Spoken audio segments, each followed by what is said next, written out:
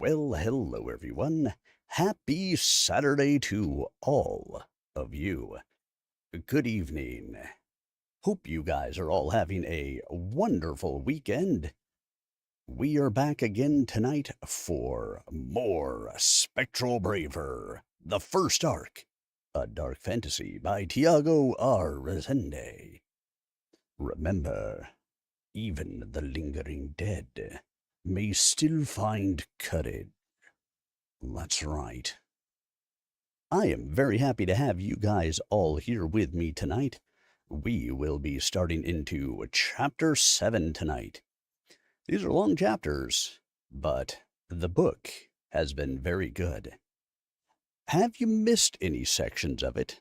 Was there an opportunity that you did not get out there and catch a chapter? Well, guess what? I have you covered. How, you ask? Tim, how could you possibly cover me for a chapter that I missed? What could you ever do? Well, I make it easy. YouTube.com/at Sir Arminius. Every single one of the chapters that I have recorded for this book are available there for you. Did you miss chapter 1? Tim has you covered. And because I do the recordings for this, I like to give you the little warning that I am unable to engage with chat in the middle of the chapters because, well, I am reading the book and I am recording it. Makes it a little bit more difficult for me to get out there and engage with chat. Does that mean I ignore you? No, my friends, it does not. I am continuing to watch chat, and between chapters or after chapters, depending on how long those chapters are, I will come along and engage with you.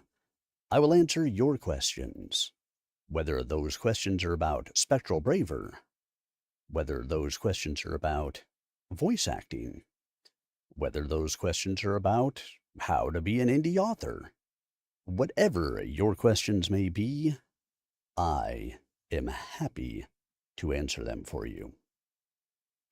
Now, Spectral Braver is somewhat unique in the style of book that it is.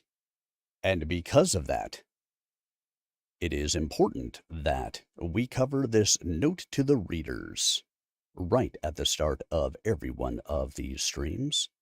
If you have missed the note to the readers, guess what? I recorded that too. Stop out to the YouTube channel, once again, youtube.com/at Sir Arminius, and you can catch that note to the reader. And while you're out there, make sure you hit that subscribe button. It's free, and it helps to support me in the work that I do for indie authors. So without further ado, let's get into that note to readers for tonight. Note to readers. Spectral Braver uses a style dubbed novel cinematic. During your experience, you'll notice a few unusual things. Every paragraph, regardless of length, represents a continuous camera shot, often including multiple concurrent character perspectives on scene. Dialogue is always tethered to either the announced speaker, their loudest thoughts, or their actions. Italics are employed to convey changes in communication sources, such as phones, loudspeakers, and writings, as well as non-translated spoken regional expressions and honorifics, implying slight signal interference in communication. Furthermore, characters will often string inner monologue into verbal dialogue or respond verbally to thoughts, directly. Time is also liable to shift in the prose to reflect the distance of a given memory from its subject. Please don't be alarmed, for after a certain point in this story, you will be alongside the dead, witnessing their uncanny reality. If all they have is thoughts, surely one would experience those in their presence.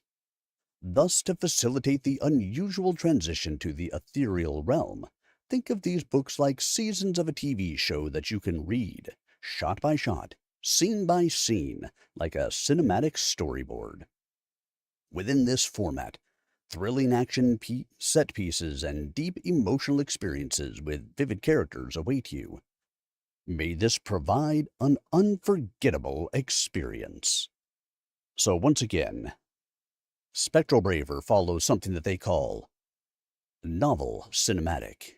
It's written sort of like you would experience a television show or a movie. And because, well, most everybody at this point is dead, including all of our main characters, their thoughts sometimes speak louder than words, because those are their words.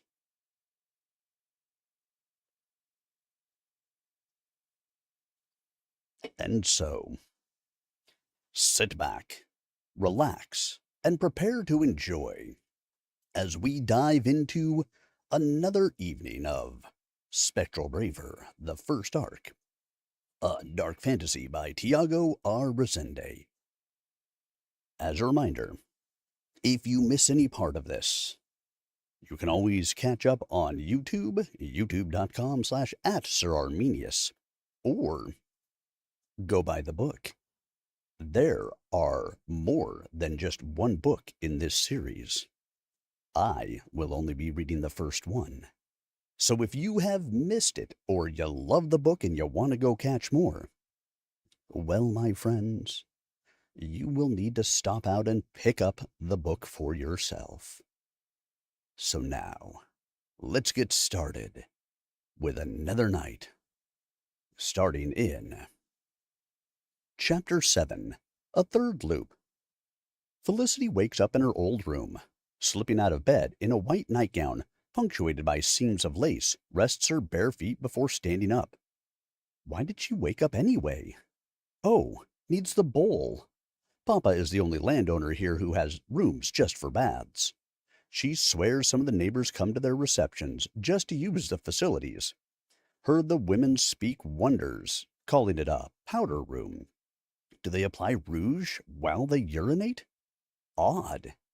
Truly loves the conveniences of the manor, and it's right next door. Bladder tightens. No time to light up a candle. Off she goes. Papa is sleeping with the door open again. He's afraid of the dark, but he's not alone in this house. She'll protect him from the goblins and ghouls. Just not now. Too much coffee. Hopping into the cold tiles amidst total darkness, she knows the bowl is just ahead. That's loud. Needs to drink a lot less before bedtime. Echoing throughout the manor, her relief would easily muffle every other sound. Yet, a very distinctly small door slowly squeaks below. Papa was sound asleep, with his mouth wide open and everything. An intruder? Downstairs, that was the door to the hidden garden. No one knows about that. Hurriedly gets up, tiptoeing, to grab the closest implement, a brass candle holder next to the stairs. Shades of purple mixed with hues of moonlight paint the maiden as she sneaks. A robber? Going after her flowers? Holding the weapon like a Viking mace, she is prepared for battle. However, the darkness only reveals a thin veneer of blue under the door. There's no one. Two shadows step in. Two legs. Startled, she reflexively swings into the darkness. Knock him out, hurry and call Papa, then the constable. Hey! A young man grapples the holder. A pair of lenses shine in the dark. What are you doing here? She pulls on her makeshift weapon, dragging him into the entrance hall. No, what are you? In the beam of moonlight, sees this hooded boy, just about her age, work pants and bright shoes, spectacled green eyes. Her face blows up in a widening glare. You from Papa's factory? How do you know about the... I'm sleeping. He must think she's a half-wit. Her rubber is short-lived, yanks the weapon from his grip. Oh, I'll put you to sleep all right. Felicity looks up. Her tone just now would have woken up Papa, but people can't hear us like this. Name's Ben. Her disbelief lands into this introduction. Felicity. Sweet. Do you know how I keep ending up here? Where are we? As in, not the first time? Yeah, bunch of times. Adjusts his spectacles. Sleepy Hollow. You're in my father's house. Well, can you show me around? If I become familiar with this place, perhaps I can. No! What is with this boy? So rude and pushy. Hey, just asking. Like I said, I'm not really here, pretty sure. You are. Nuh-uh. She swings. The boy is fast, fading into the house, only to return immediately, reaching for her mace like some kind of street brawler. Perhaps he's Irish. Steps back and raises his arms. Papa! No response. Her face sinks and darts up the stairs. What did you do to him? What? I just got here. Felicity storms into the master bedroom. The door smacks on the cupboard behind it. The teen girl crawls on the bed, shaking him. Papa, there's someone in the house. Papa! In a slumber unlike anything she's ever seen. Papa! The girl wakes up again. She remembers. The hooded, spectacled boy. Downstairs he was. This is all so dreadful still. Papa wouldn't get up. Needs to make sure he is well. Jumps out of bed and bravely steps back into the landing.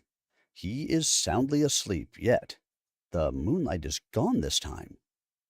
Sinking into a roaring darkness, the manor's environs appear thick with some manner of smoke.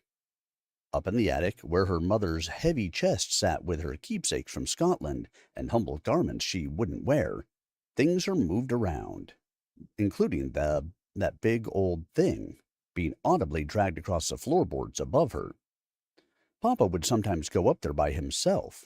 Misses her terribly, he does, even to this day.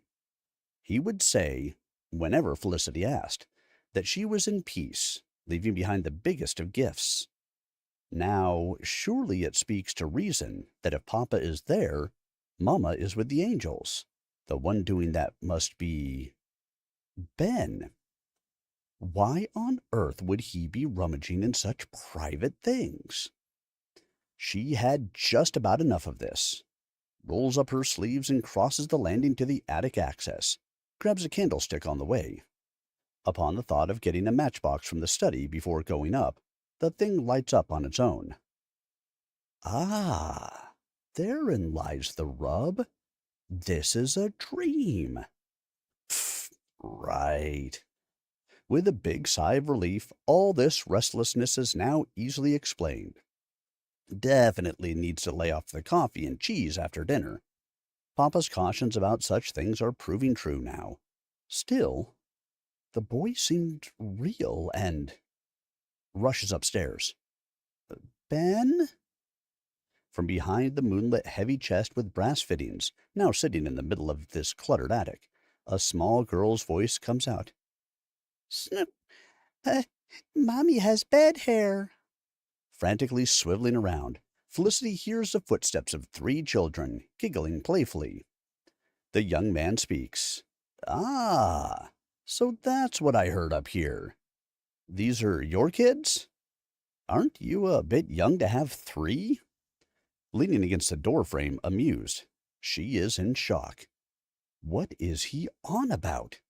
This is crazy. Albeit disheveled, this young woman's beauty shines from the single flame she holds. This being a dream, it's the best one he's had yet. You're a total babe. Yes, I got it the first time. I'm young. No, I mean, you were beautiful. Her face bursts. Mommy and Ben sitting in a tree. Kissing. The children sing. In a desperate attempt to make sense of this, The first thought of fancy that emerges in the young woman. Premonition. She wearily steps once towards the handsome spectacled boy. What if they are ours? The boy's confident swagger against the doorframe immediately vanishes. You serious? Adjusts his spectacles.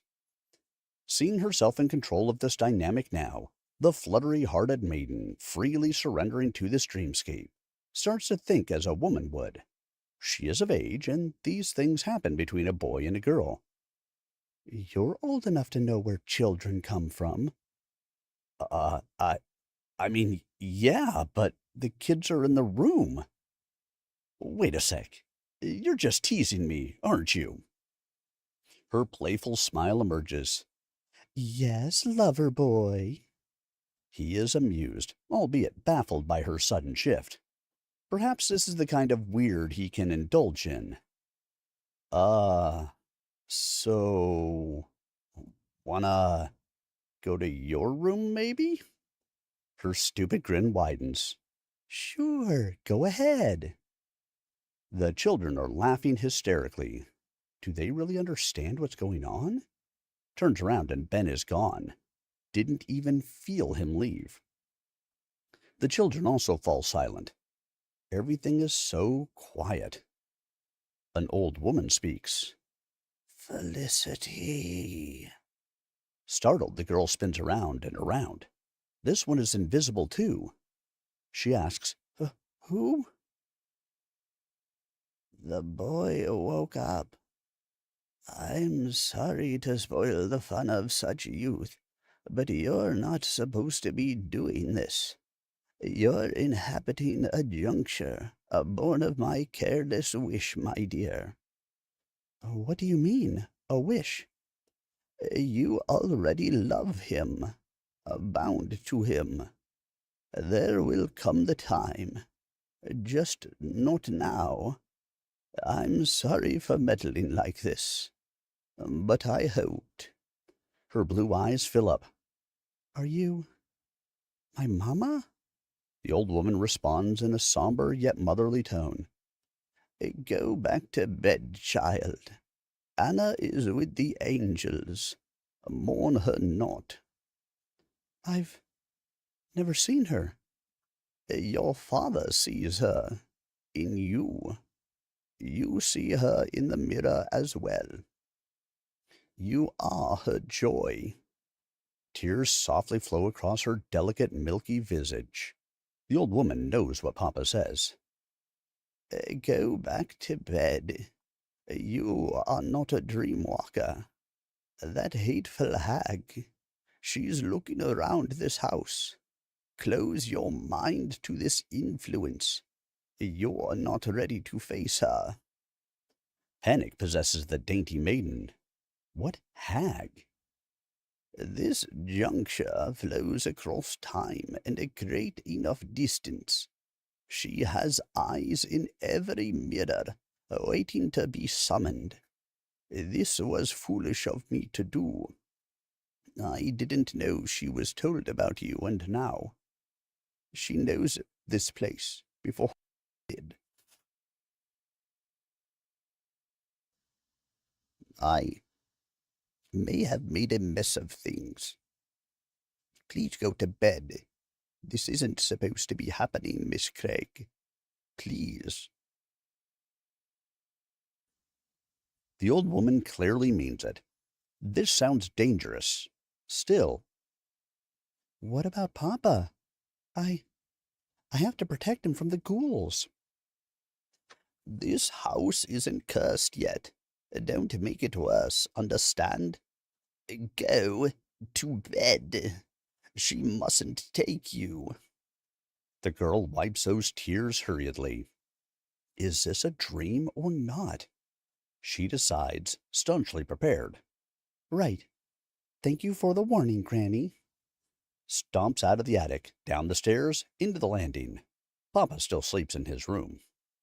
Fills her lung. Hag of the Mirror, my name is Felicity of the House Craig, daughter of Gunnar the Brave. Traipse in my abode, I shall have you leave." The old woman is heard trailing off, dismayed. "Oh, brother." It'll be fine." Felicity grabs a brass candle holder. "My family is of warriors and senders of the departed. I fear no such evils." Metal greaves ring out from the parlor, under Papa's room. The thing sounds much heavier than a mere hag, surely. A cloaked figure enters, in all black.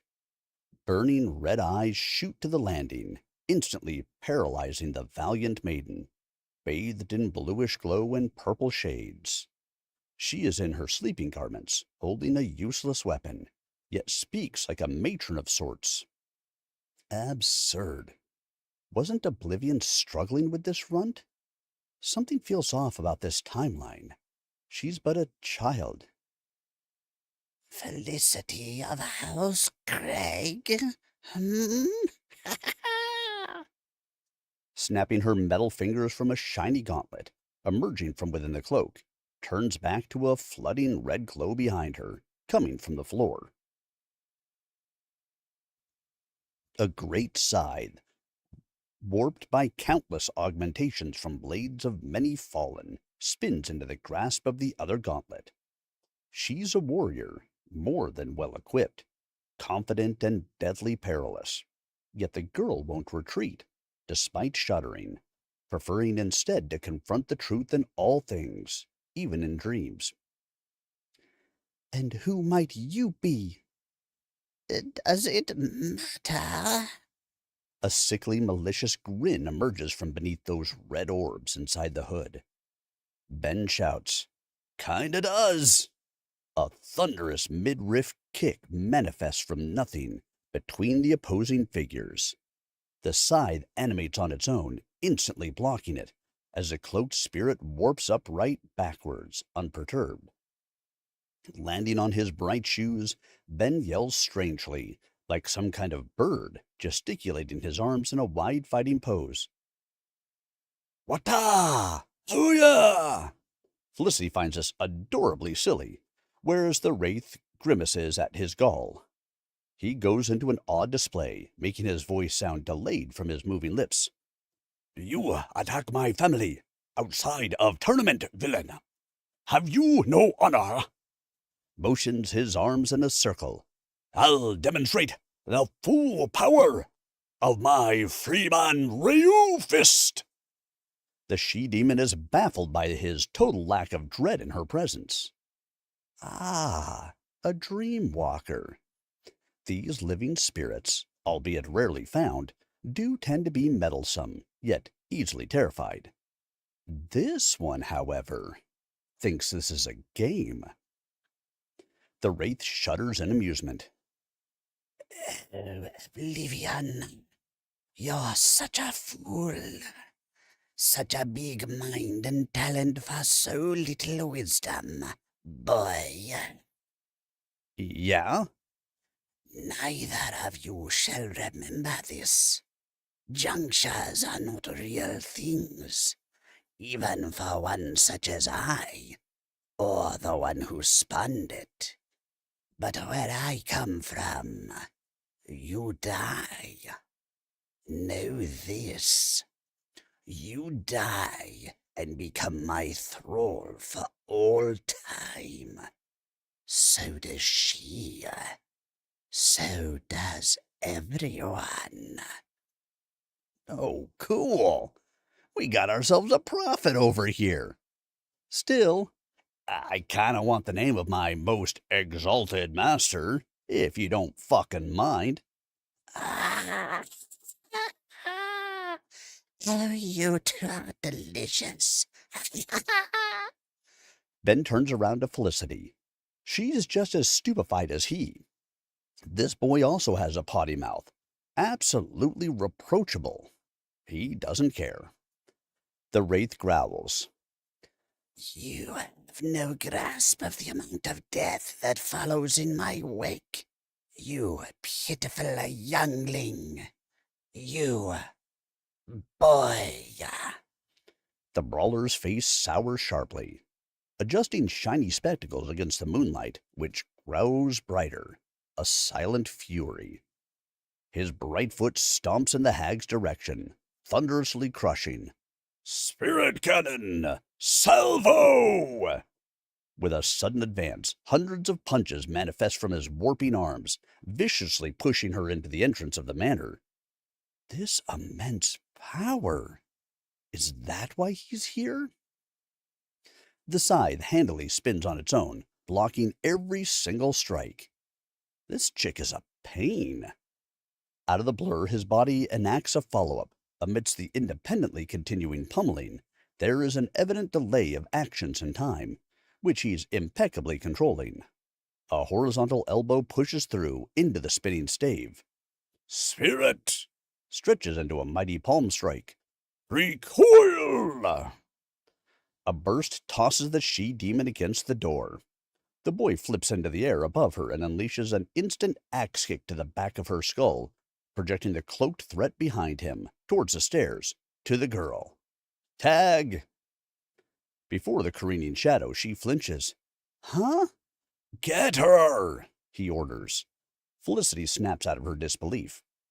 He is defending her home. Should follow suit. Ah! Spirit! Something! Gripping the candle holder, swings mightily into the hag's face. A burst tosses her back into the parlor. The girl's immediate reaction is to seek approval from the dashing young man. Fixes her hair. His grinning thumbs up. Sick! Pardon? It was cool. She doesn't understand these utterances. Where does this mysterious boy hail from? This is so strange. Wah! The shadow bursts from inside the parlor, smacking the butt of the stave against Ben's glasses, shattering them. The figure pirouettes around the target, while the jagged blade instantly sunders him diagonally. He is finished. Ben! Felicity shouts. A surging cloud of purple miasma emerges around the golden maiden, as if the manor itself has sided with her. Leave this house! At once! The red orbs turn to this uncanny phenomenon, warily. The demon knows the waste this is. No one shall come of this any wiser, including herself. This is important. If she doesn't destroy them both in this place, this will come back to disturb the order of things in the greater realm, surely. Blasted junctures! Such disorderly things this universe begets, under the control of no one, yet at the accidental reach of any. Damned circumstance! The she-demon lunges. Grabbing by her ankle, the boy protects his bond to the girl. Yet again, disbelief emerges beneath the cloak. What is with these souls? She'll destroy him further. I'll whittle you down to nothing. Do not ignore me! A dainty yet solid fist grabs the collar of the cloak as the hag raises the scythe to execute the boy. Spun around and immediately tossed into the parlor, she vanishes. Felicity doesn't even care to see this, as the shadow sinks into the red glow, across from them. Needs to see if he is well. Oh, Ben, doesn't this hurt? He's grinning, enamored. She is, by far, the most beautiful creature he's ever seen. They need to be together. She hears this. Despite his ghastly condition, the girl suddenly kisses the boy. Some things, it would appear, cannot be sundered thus. Kisses him again, and again, and again. While the strange boy recovers his form from this tender healing, the young couple sprawls on the entrance of the manor amidst feverish passion.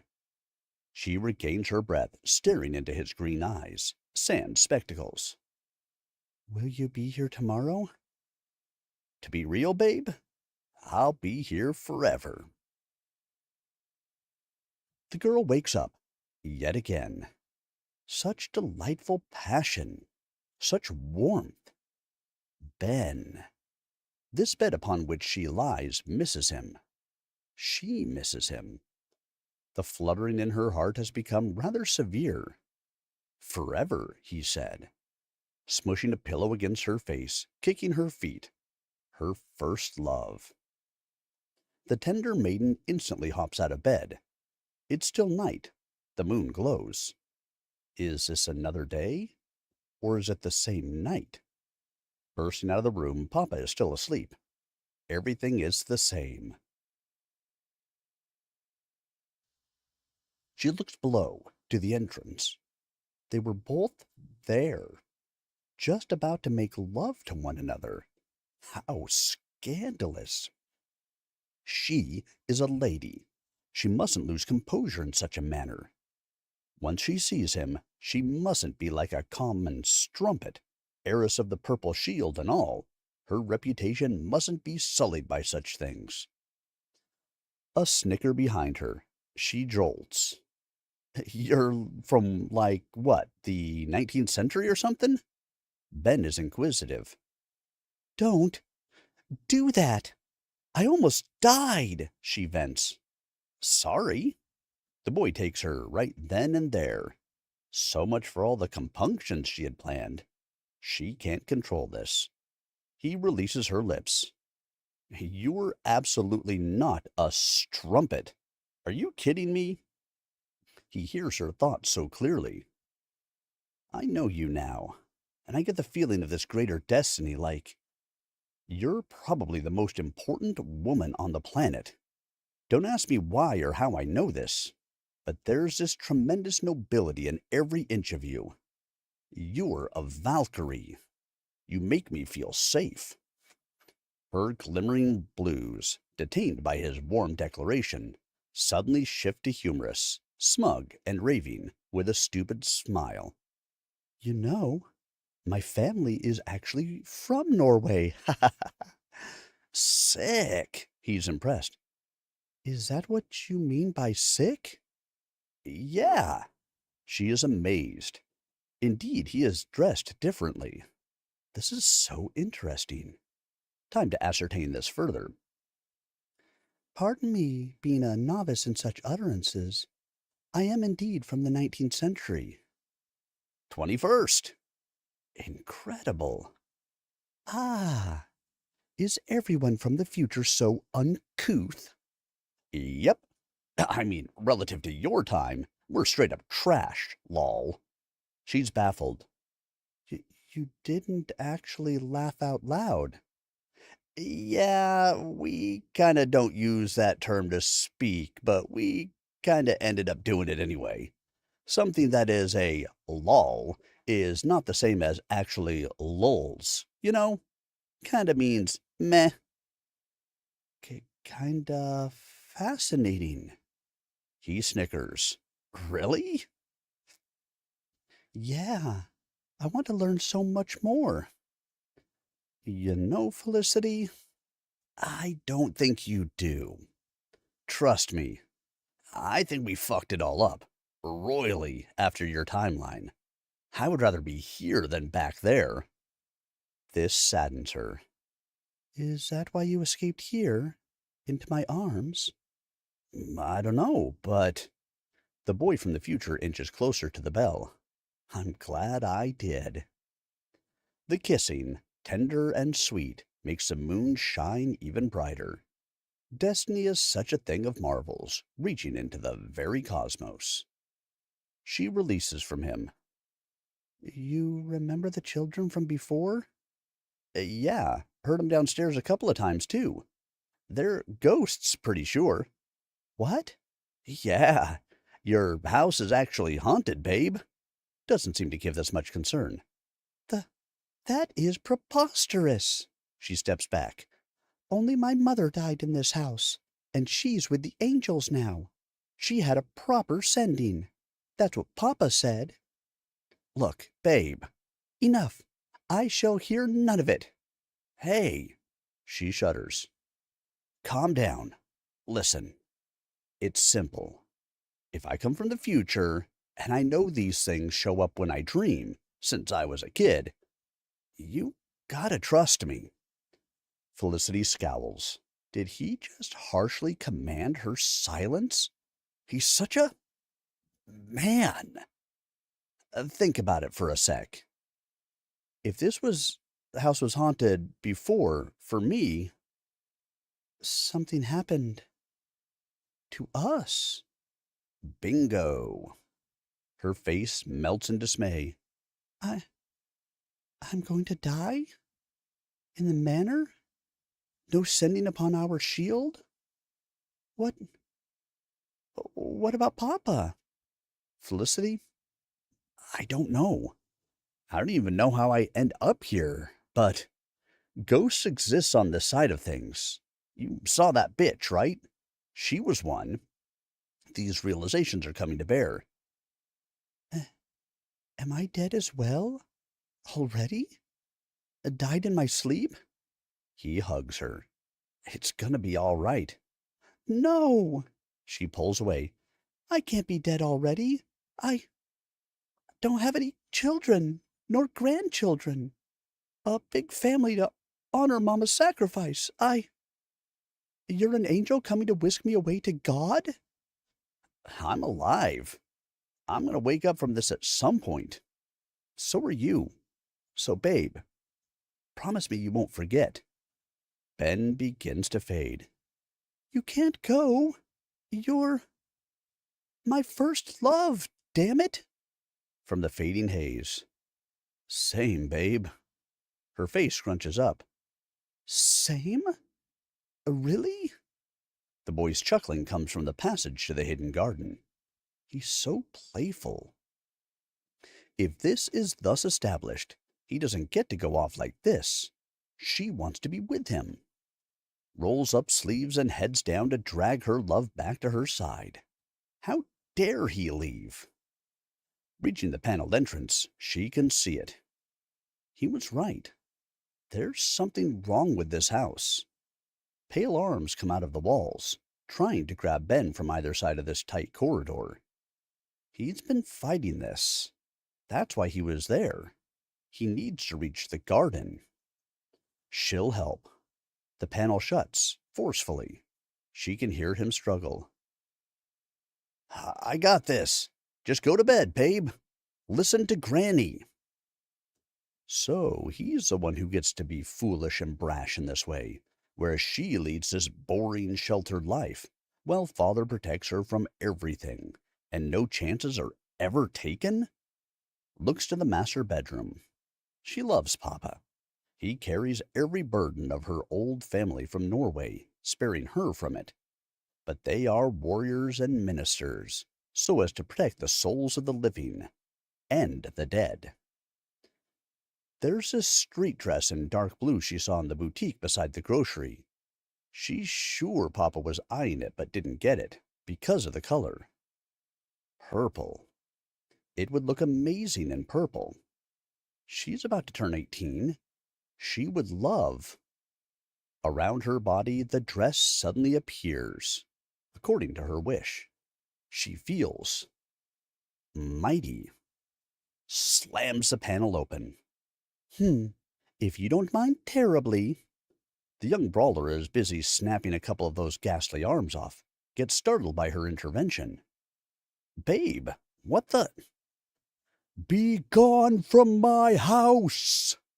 A burst comes from this impeccable Victorian fairy, erasing every spiritual signature, save for the both of them. The red door opens on its own. A tiny cloaked silhouette stands at the entrance to the garden. The couple exclaims in a chorus. Granny! She exhales. I was so worried I was wrong. See, son, you're no longer alone. So whatever happens, live and be strong. For her, everyone will be waiting for you. So you be a good boy, you hear? It's going to be hard. Very hard. But it will be all right. Ben finds it freaky. What now? What's with the cryptic? Once he comes to the manor, in the flesh, no matter what separates you, hold him close, Miss Craig. Benjamin will need you more than anything.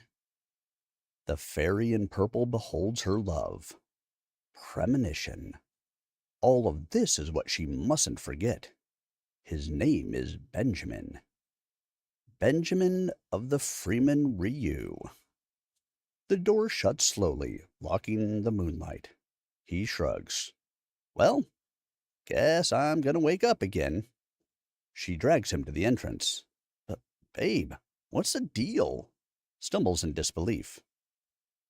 Her hands grip the skirt tightly in anxiety, standing stiff before him.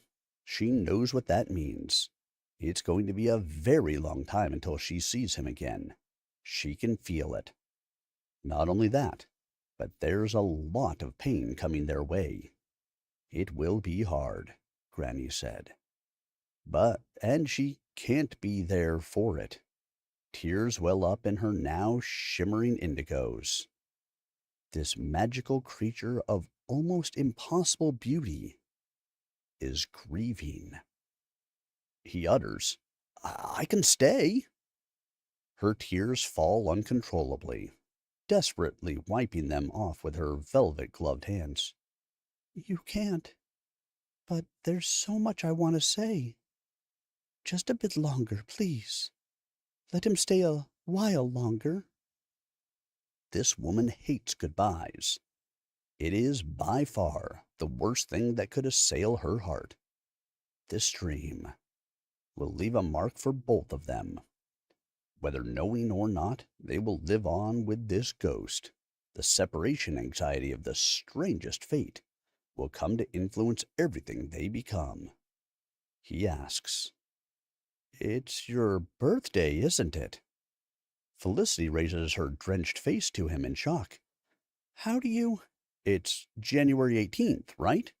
She nods several times, wide-eyed. It's going to be an amazing day tomorrow. You can have cake, your dad got you something. A bunch of folks are coming over to hear you play. It's going to be great. Her tears come back even harder. But you won't be. What do you mean? Of course I will. Approaches and pokes her in the chest. I'll be here. Even if we forget. We probably will, you know. Where I am, though, it's not that long until I find you. So don't cry. We're both going to see a lot of these scary things along the way. But we'll have some joys, too. It's all part of it. You sound like Papa. Yeah, that's usually how that goes. Chicks tend to go for dudes closest to their fathers. Happy to be compared to such a great guy. Gunner the Brave, right? She draws a pained smile. Yeah. Behind the weeping lady, 3 tiny shadows appear in the entrance. The smallest is a girl who looks just like her. She says squeakily, You're gonna be very happy, Mommy. A brunette boy beside her goes, You're the strongest, Mommy. You'll do a bunch of amazing things upon our sigil, the shield of the purple aurora. The other boy, a ginger in pajamas, says, But you gotta learn how to say goodbye, Felicity.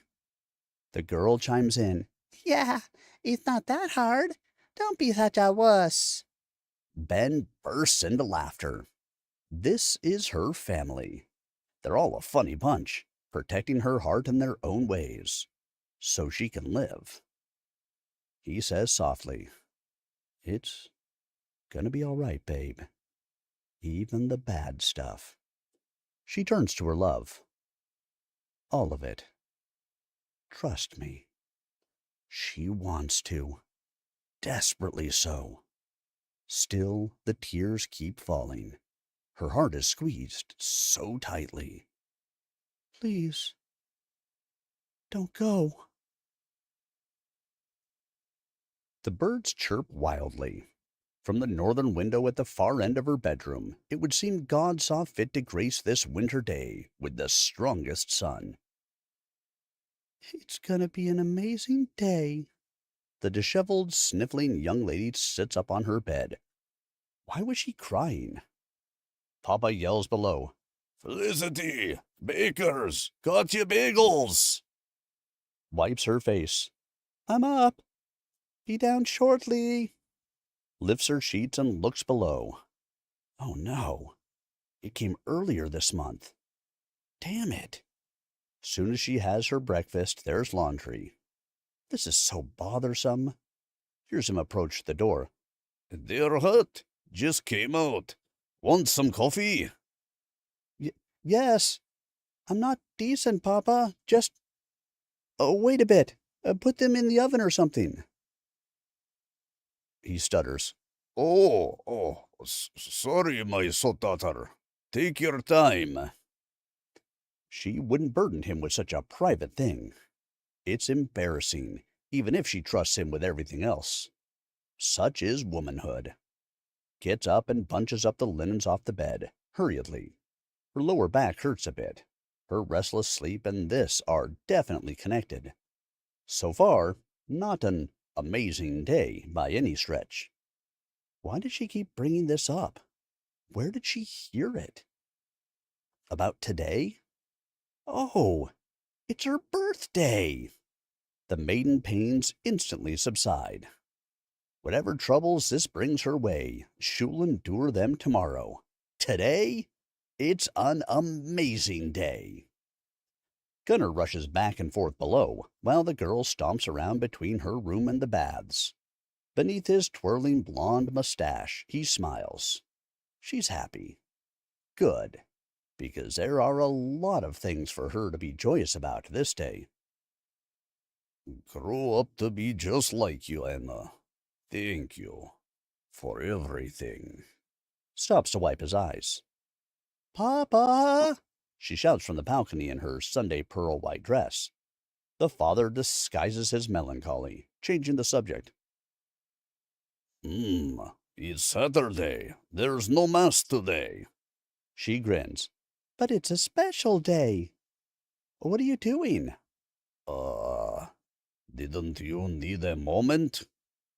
"Papa, are we having breakfast in the garden?" He blushes. Such a poor liar. I knew it!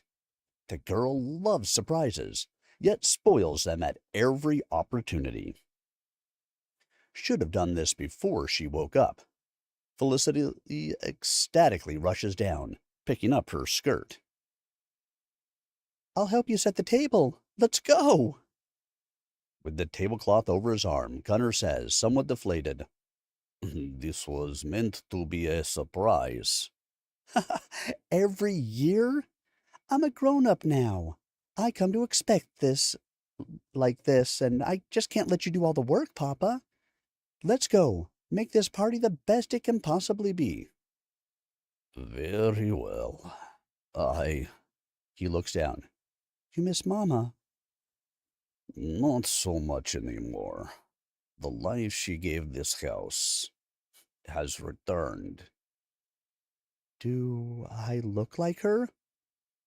"More each day, child." Smiles in admiration. "Then all is well." "Happy birthday, my sweet daughter."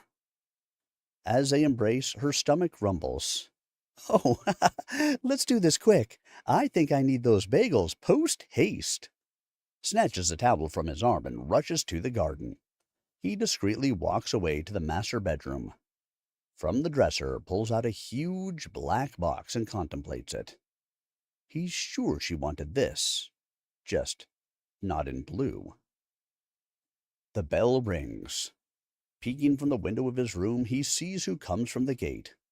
Mr. Albert from the grocer's down the street. He carries another smaller box, in white with a pink bow. Drops a package on his bed, hurriedly. The fool wasn't supposed to ring. The agitated man rushes down the stairs landing and bursts outside. "Mr. Phillips, According to your specifications, Craig, sir. Blackberries and all. These were hard to come by in January. They're preserves. Is that all right?" "Shh! She's up already." Gunner points to the house. Oh, whispers. Apologies, sir. Forgot about our arrangement. But I'm not late, am I? No, kind sir. I'm merely impatient. I woke her up before it was time. Scratches his head, embarrassed. Ah, I see. She just finished setting up the white iron cast table with a couple of violets on a glass jar to decorate this fine venue for her private celebration with Papa. Here's sibilant murmurs outside. It's most certainly the grocer. That's why Papa didn't follow her here. She's amused, likely receiving the cake in secret. So silly. A little drool of excitement on the corner of her mouth. Starving. Right. The bagels. Goes back into the house. Yet, coming out of the corridor, glimpses the edge of a black box, lying like a casket, across Papa's bed. So many distractions. Swiftly sneaks upstairs to get a better look at it. It's from the boutique. The excitement surges even wilder. Rushing to take a peek inside, the maiden is confronted with the most striking déjà vu. The blue velvet dress she saw, yet tinged purple. Her breath gets taken away by this. She wore this. She did. Carefully lifting it out of the box, her eyes flood with joy.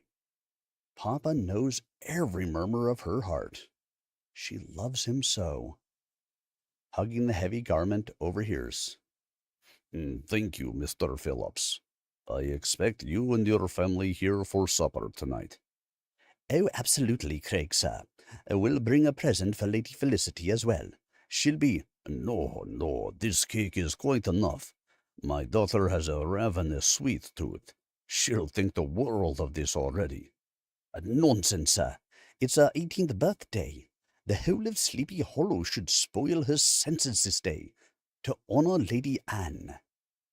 Right. Thank you. Felicity slightly smiles. Everyone is so kind to her, now that she's a grown woman anyway. Didn't used to be the case, though. She was a rather despised child, especially among others. Her improved looks may have something to do with this. Mama's gifts. There were talks of suitors from the South. Everyone is likely already discussing her marriage, and yet, is she ready? Papa is walking back into the house. Eek! She squeaks, muffled, sets the dress back into the box and bolts downstairs. Just as he enters the manor, she's at the landing, trying to catch her breath, adjusting her bangs. Red as a tomato. He grimaces, wide-eyed. What are you doing? Oh, the table is set by the fountain. Should I turn it on? Much like her father, a poor liar. Yet, a lot less perceptive, he accepts her explanation on its face. Sure. Her stupid, wide-eyed grin follows the tipping of her chin to the box he holds. It's the cake, isn't it? He sighs. You managed to spoil almost every surprise. She muffles a snicker. Almost, he says. Such mischievousness on a grown woman. Well, I'll get to it. Will you bring the tea card with the things? I'm starving. Eyes the box intently. This is for later this evening, Felicity. For now, just tea and breakfast. But of course, Papa dearest. He's growing suspicious. Well, her stupid grin doesn't abandon her, turning around to head outside. Kicking her feet into the corridor, hands bound behind her back, the dreadful start of this morning is completely absent. Playful, she enters the garden. Beyond it, there are sprawling fields, now cultivated for spring with no crops yet. An expanse of green. Life is wonderful, always returning, yielding bright tidings of so many things to come. But they are warriors. The old Stenbergs, stolen of their name by the vicissitudes of a troubled age, as per Papa's tales. never leave her thoughts. A shield maiden as she doubtless is, should learn to fight against the darkness, something she's seen somewhere, perhaps from another realm. Turns back to the manor, wondering if this place will ever fall upon such a threat, without their axe and shield, in such a time of peace. This all feels rather boring and powerless, does it not? Strong and athletic as she is, could learn to fight with her fists, no? Poses strangely with her Sunday dress. Wata! Hayu! Hiya! Tosses a powerful midriff kick, followed by a barrage of 3 chain punches, impeccably delivered as her black-heeled boot lands on the ground.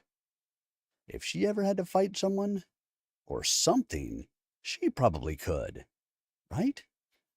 Something buried in her heart drives her to strength. She sees the dainty femmes of Sleepy Hollow, all concerned with their social affairs, intrigues, and gossip mostly.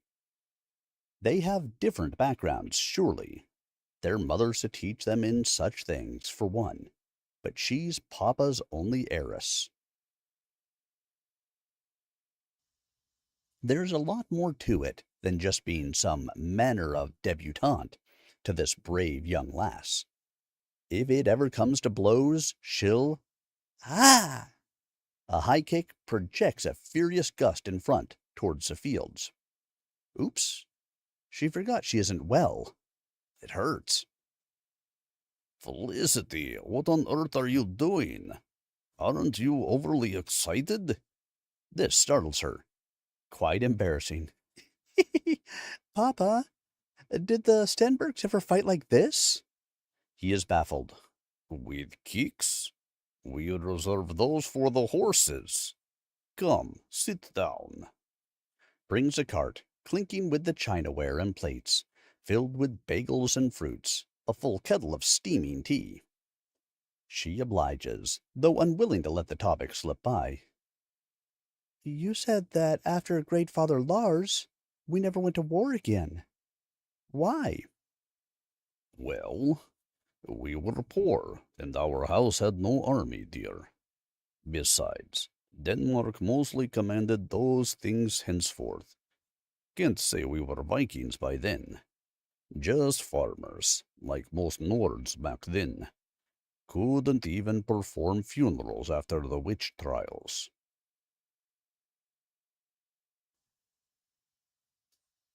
'Twas Grandfather Leif that got us working with iron again, wasn't it? She is evidently starving, starts stuffing her face with the bagel.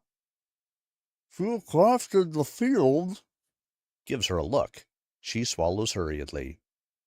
Sorry, Papa. You crafted the shield for Mama, didn't you? I did, with grandfather's tools. Haven't made one since. Whether for sendings or battle, we are no longer in the business of such things. Your mother, albeit a Craig of the Highlands, was honored as a Stenberg. That's all I could do. She tenderly rubs his shoulder. And well you did, Papa. She was honored, I'm sure. The poor man tears up. Not as honored as she would be to see this wonderful girl. Papa.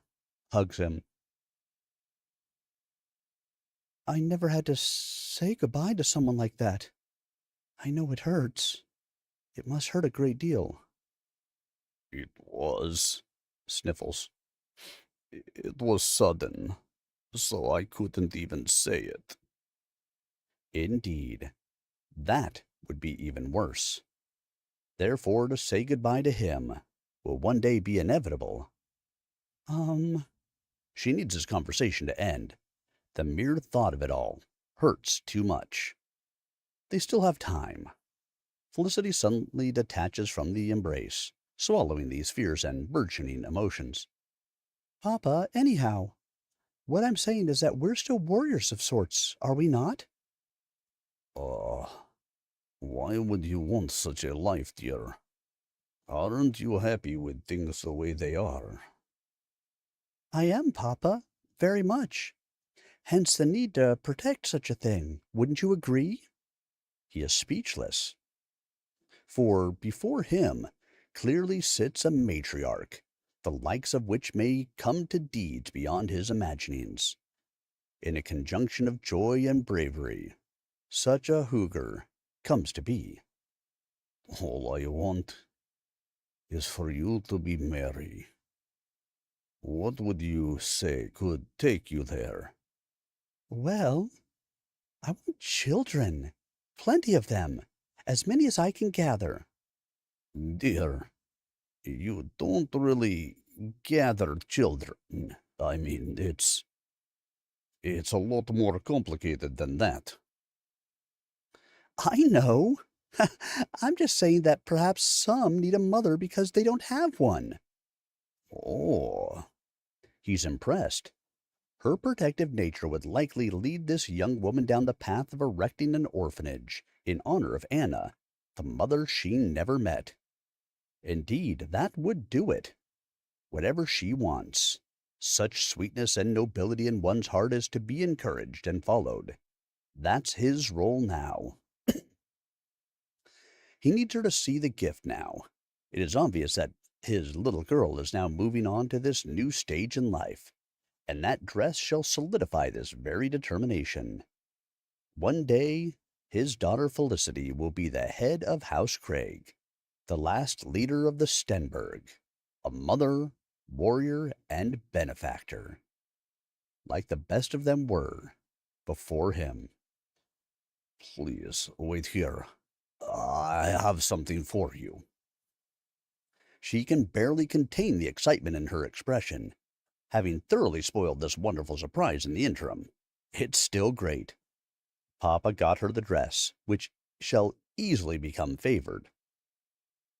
Out of all things offered upon her life, though, there's this nagging sense of fate, that all of these tiny joys are but stepping stones to something much harder to bear. Without Papa, she has to run this entire house. Without the house, she has to fend for herself in a world of men. It can't be easy. So while she is in her tender years, her heart should not forget to be as the iron forged by Grandfather Leif's tools, a shield against the darkness that lies beyond. Excitement surges yet again. She fancies herself a knight of sorts. Alas, the moment she rises off the table, spurred by these emotions, Papa comes over with the box. In her womanly wiles, she puts up this facade of surprise. Is that for me? You closed it poorly, Felicity. Her face is flushed. I'm sorry, Papa. He smiles, resigned from his wishes that he could still keep things from this overwhelming young lady. She is no longer a child. Would be folly to consider he could control anything pertaining to her will. Well, here it is. Sets a box on the edge of the fountain and opens it. It's in purple, but you knew that, of course. The girl tosses herself into his arms. Oh, Papa, thank you. It's beautiful. You're sure? You don't have to feign amazement. My joy carried over from upstairs. You have no idea, Papa. I think I saw it in a dream. He snickers at the silliness of this. Speaking of dreams, you were awfully restless last night. I was. She takes the dress onto her shape, hugging it close, now free to admire it at her leisure. Does a little spin and sits back down with it, going for a sip of tea. Indeed. I do wonder if there's a boy in your thoughts these days. One I haven't been introduced to. Her brow scrunches up. What on earth could he mean? Nothing. Shan't press you on the matter then. Someday, I hope you'll introduce me to this Ben. Felicity immediately spits out her tea. All right, guys, that was Chapter 7. Hello, everyone. How are you? Glad to have you here with me. I hope you are enjoying the story. We are going to continue on, I think, but let's go check to see if we've got any thoughts, comments, or anything from any of you out there. I don't see nothing. I don't see nothing. I reckon y'all ain't got much to say, huh? Well, that's all right. I'm okay with it. We live in a world of reality, and the reality is, we'll take what we can get here, right? Mm-hmm. Them French fried potatoes. Mm-hmm. All right, let me just get a little drink of something, and then we'll jump right back into a Spectral Braver. As a reminder, if you have missed any of this, you can stop out to the YouTube channel later tonight, and I will get the recordings up there. If you have missed previous chapters, they are all already available on the YouTube channel. And if you like the book, get out there and purchase it. Available, I believe, on Amazon. Links are in the YouTube and Rumble videos. And you may want to pick up the next books in the series as well, because we're only going to read one. I think you may want 2 and 3. Well, that is the way it works. When you wrote the book, you know what's going on. So that's right, everybody. Our author is out and available on the YouTube channel if you do have questions. Feel free to stop out there and say hello and ask questions. But now, let's go ahead and jump right back in, shall we? As we move on with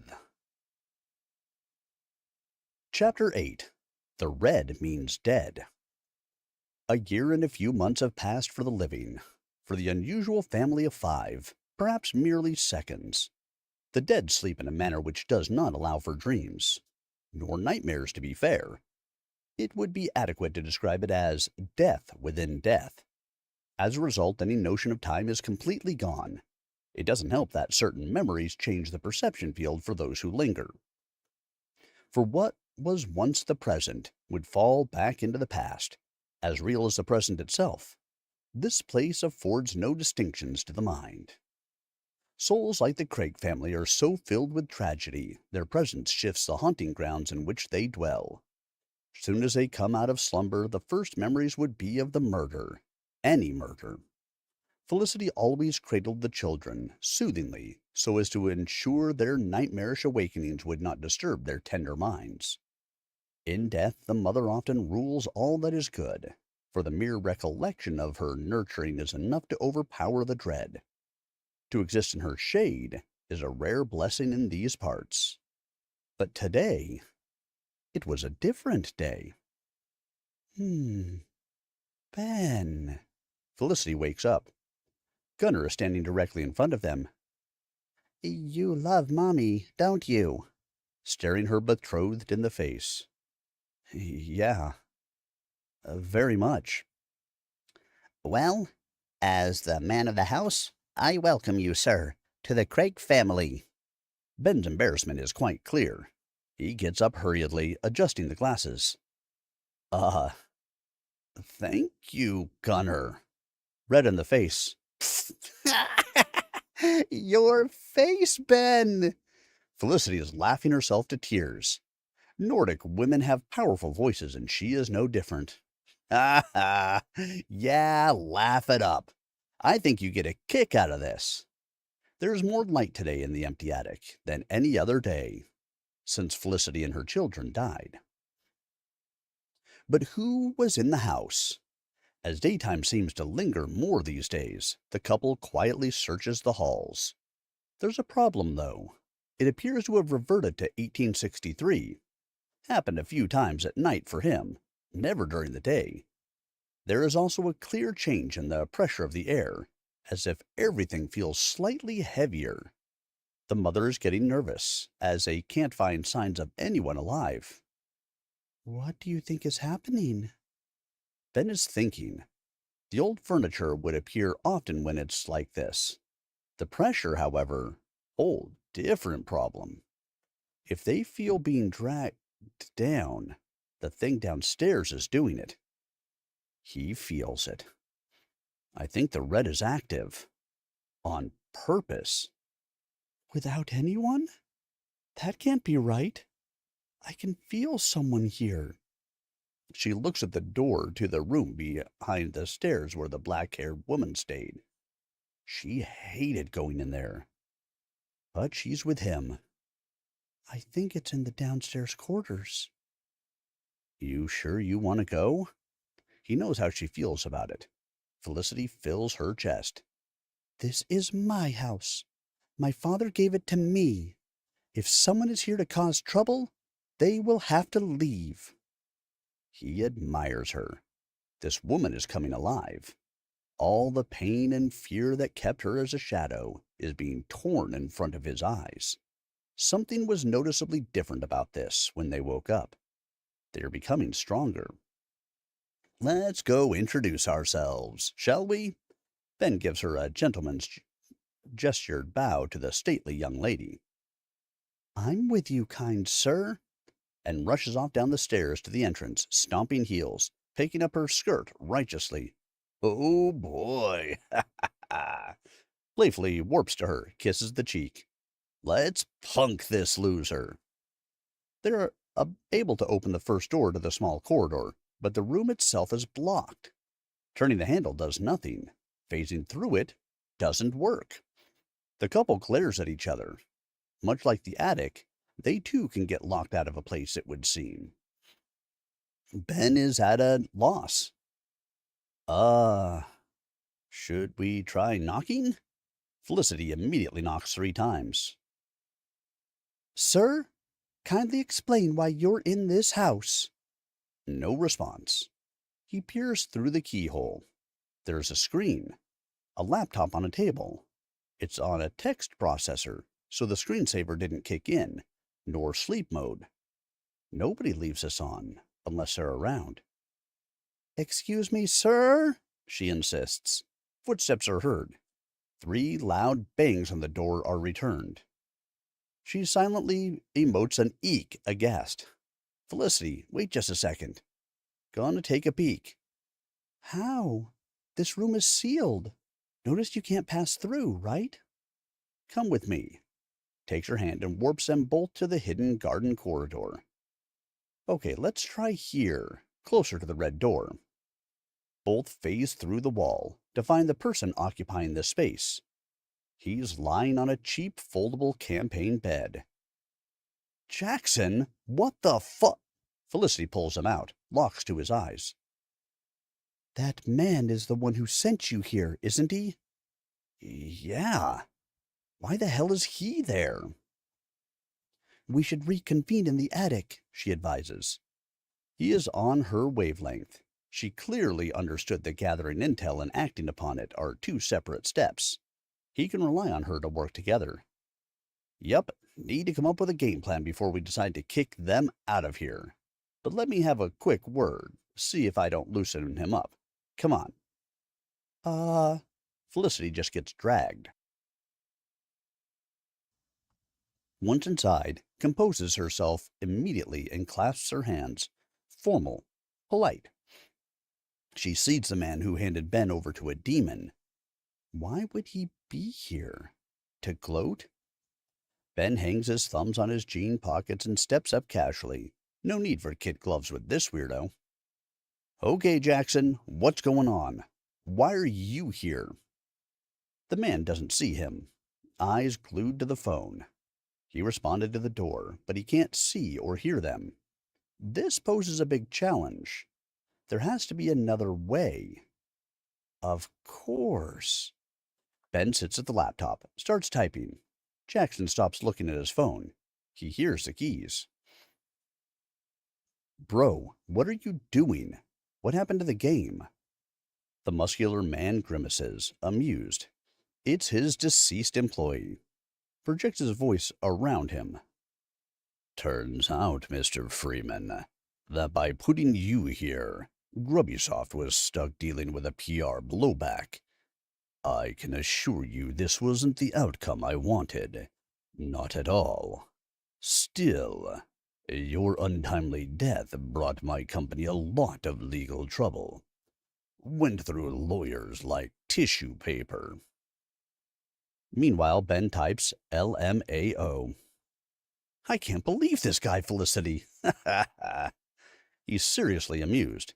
Felicity is trying not to, but starts laughing too. His boss reads it. I'm glad you find that funny, Mr. Freeman. What you may not take so much glee in finding out is that I am here to ensure you are removed by other means. Thought you got away from getting fired.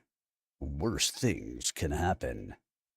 He types, "'Kay, thanks for the heads up. Be seeing ya." Then turns to Felicity.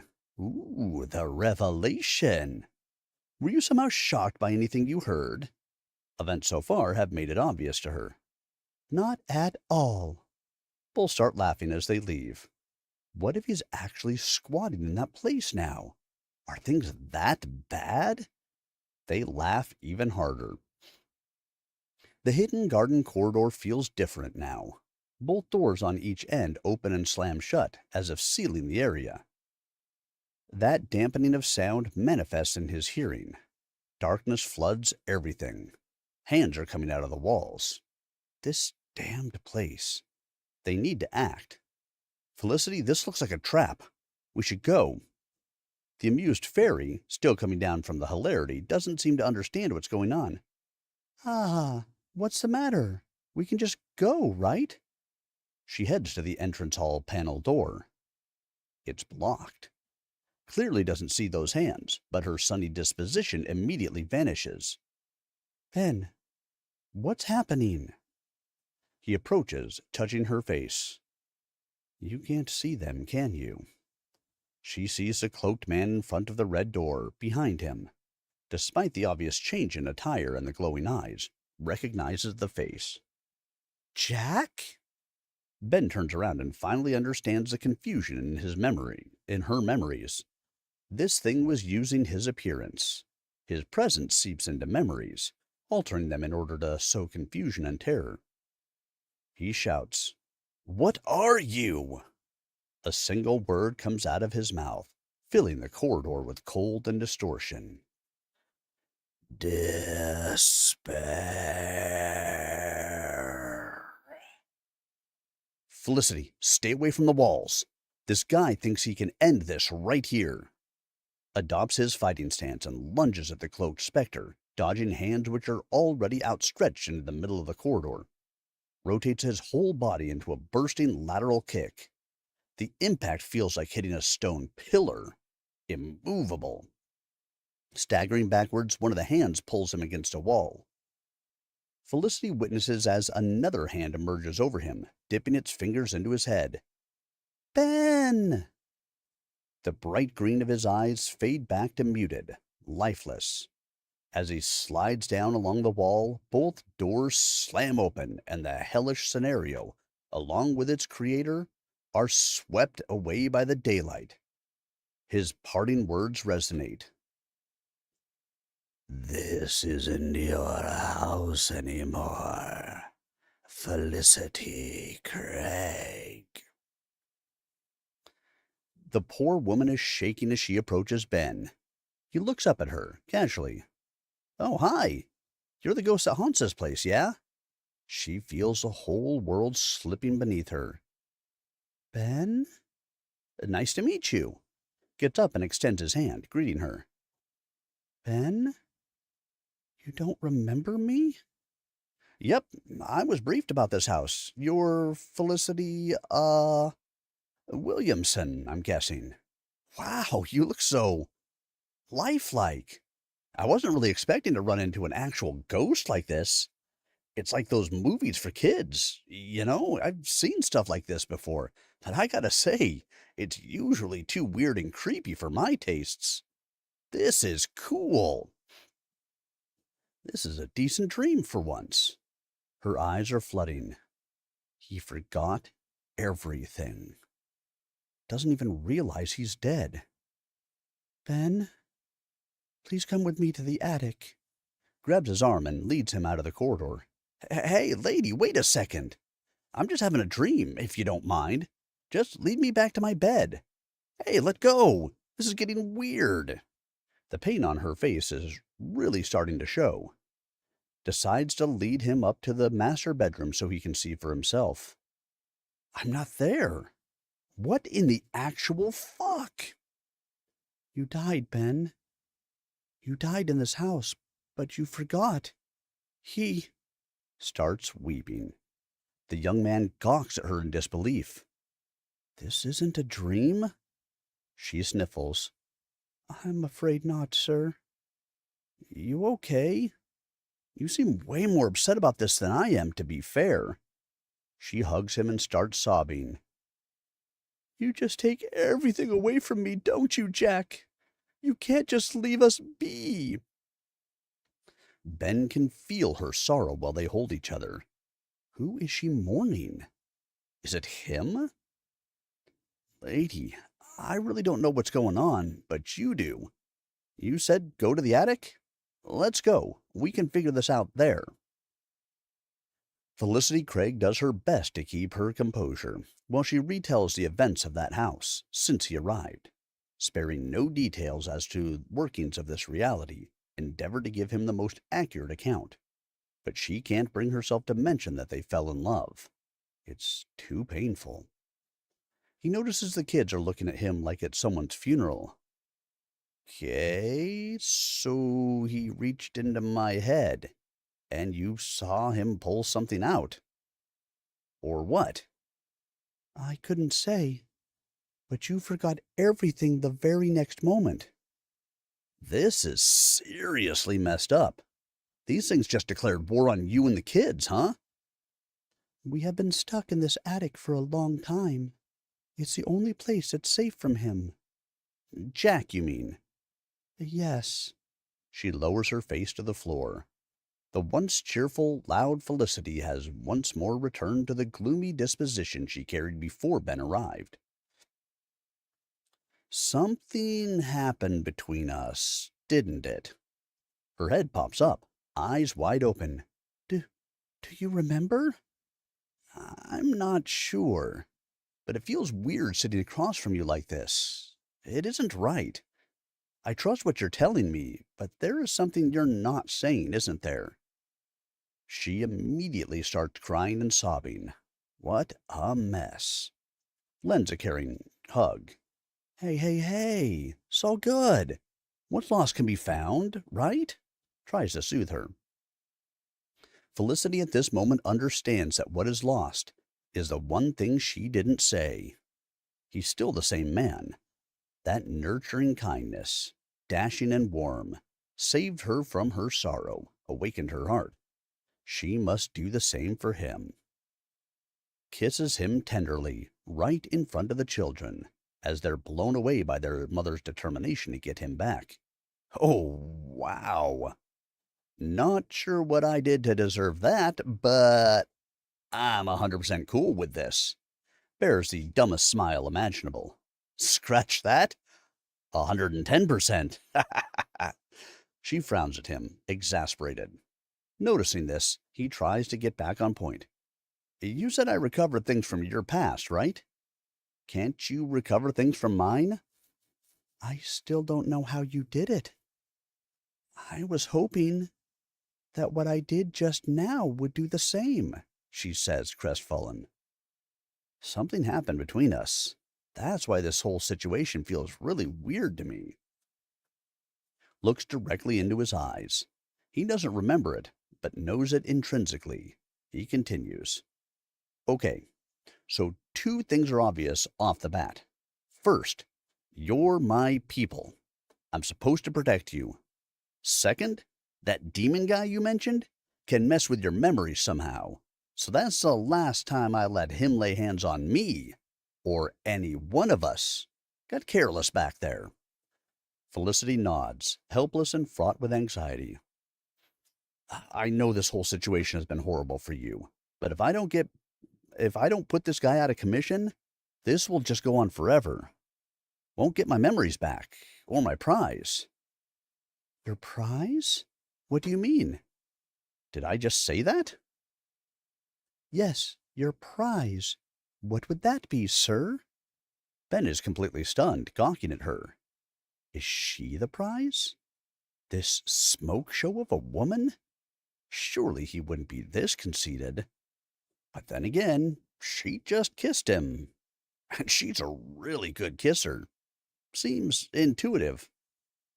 I think it's you. Yeah. I think I got into this whole mess because you're really beautiful and nice. So are your kids. I don't remember the details, but I know I'm supposed to care for you guys. That's why I'm here, right? They all hug Ben at once. It's gonna be okay, guys. We'll figure this out. He comforts the grieving family. Yet the comfort is his also. Darkness falls over the house. Felicity stands in the attic window, looking at an old man with a scruffy mustache engulfed by the mist across the street, standing there staring at the house. She wonders who that is. Felicity? Yes, Ben. Still lost in worry for him. Can you do that thing again? It may work this time. What thing? Scowls in estrangement. That kiss. May jog my memory or something. She gives him a quick smooch on the lips, immediately turning away. Oh. You know. He trails off, slightly disappointed. What? She's definitely in a foul mood. The other one was kinda longer. I don't know if this will work. Gets smacked upside the head. Picks up her skirts and clacks her heels, storming out of the attic. Slams the door behind her. The kids are looking at him. Lydia sees this as an opportunity for mockery. Oh, sir, you really don't understand women, do you? Her mean smile makes her brothers look at her in suitable wariness. Ben sighs and looks out the window. Sees an old man staring at the house, saddened. Can he see him? Hey, mister! Waves at the man, just as he starts walking away. Wait, I remember that old guy. He lives in this town, right? Heads to the door. Kids, just stay here, okay? I'll be back. Felicity is lying on her bed. All her happiness was fleeting. Fragile. Could things go back to the way they were? Why is her love stolen from her? Every time. Summer of 1863. Jack Williamson is in a wealthy gentleman's attire and twirling mustache, doubtlessly emulating the late patriarch in rather excessive fashion, solemnly takes off his top hat, standing in the entrance hall with the black-haired woman, clad in an ashen tang suit. She's Asian, with sharp, cold features. Doesn't smile nor look at Felicity or the children, as they receive the pair in the stairs landing. He announces, Jade will be staying in the room downstairs. Due to circumstances beyond her control, she has no place to go and is in need of aid. One of Craig Metallurgy's finest workers. I expect you all to accommodate this until I find a solution for her. Mind you, she speaks very little English. The children are estranged. Their mother is most displeased. Many demands started after father passed. Now she understands. Even before she knew of her existence, Jack would often come home very late at night, invariably with the same excuse. Trouble at the factory every night. Does he take her for a fool? Maybe. May I have a word with you, Jack? Picks up her skirt, stomps back upstairs into the master bedroom. Jack orders, Children, go to your rooms. Jade, please go to your quarters. It's over there. I'll be with you shortly. The scowling husband walks into their room. Felicity is pacing back and forth. What is the matter with you, Felicity? Might it be that you're under the impression that I'm lame? Stupid? How dare you bring this woman into my father's house? Your kindness, your generosity to Sleeping Hollow, was it a ruse? He calmly taunts her, clearly attempting to turn this around on her. I took you into this family because I loved you. I'm not that big of a person so as to allow my husband to fornicate another woman under my roof. Cease this insult. I will only say this once. You will lower your voice. If you were not keen on my decision to help her, you are free to do so in silence. You are my wife and will have you respect me, whether willingly or not. His eyes look positively murderous. Leaves the room. Felicity collapses on the floor, sobbing. Everything she was to him was in her head. He never loved her.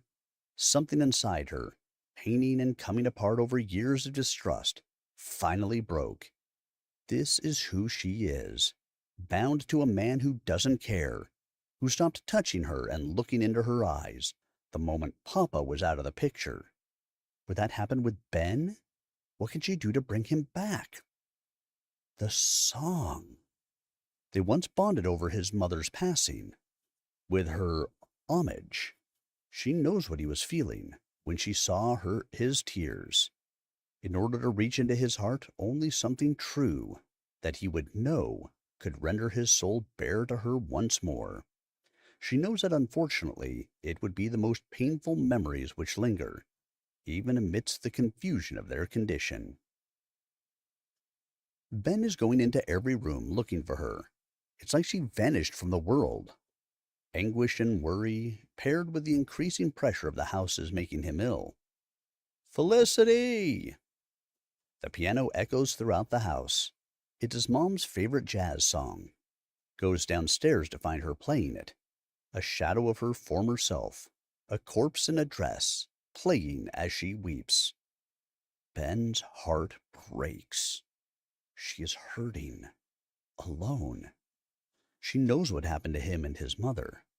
They shared absolutely everything over their sorrow and loneliness. Felicity was always there, inside him, completely erasing all of that into something he didn't have before he met her. Hope. The red light is filling the piano hall. She doesn't stop playing. Ben warps to her, snatches her off her bench, and bursts out of the house into the hidden garden. Sets her down. She stands stiff as a board, looking at him, wide-eyed. Kisses her for what seems like a lifetime. The woman can tell he's weeping while they're bound. You okay, Felicity? In sniffles, trying to keep it together.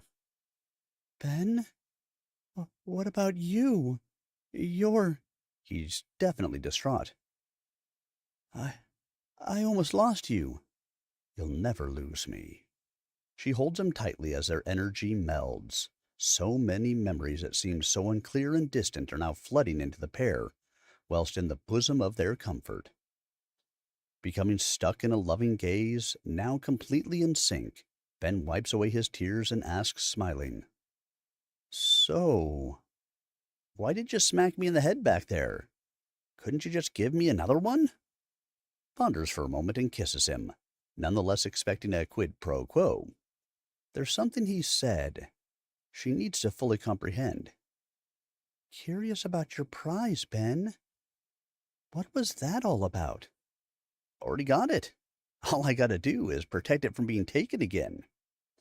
Felicity finally realizes he wasn't talking about her as a mere prize. That meant his love for her. Can you hold on for a couple of seconds, Felicity? I'll be quick. Gotta set a few things right with that roided moron over there. Ben warps into the downstairs room. Furiously flips everything inside it upside down without caution. The bed, table, and the laptop go crashing into the walls. Jackson can see the poltergeist activity, but not Ben. Hey, shithead! I'm gonna let you off with a warning, which is more than your sorry ass has done for me. This here, it's her house. Got it? You take your shit and get the fuck out of here before I fold you into a kid's take on Picasso, yeah? Like, face way over there, right next to your butt cheeks. Get out. Jackson is actually levitating. An infuriated brawler grabs his collar.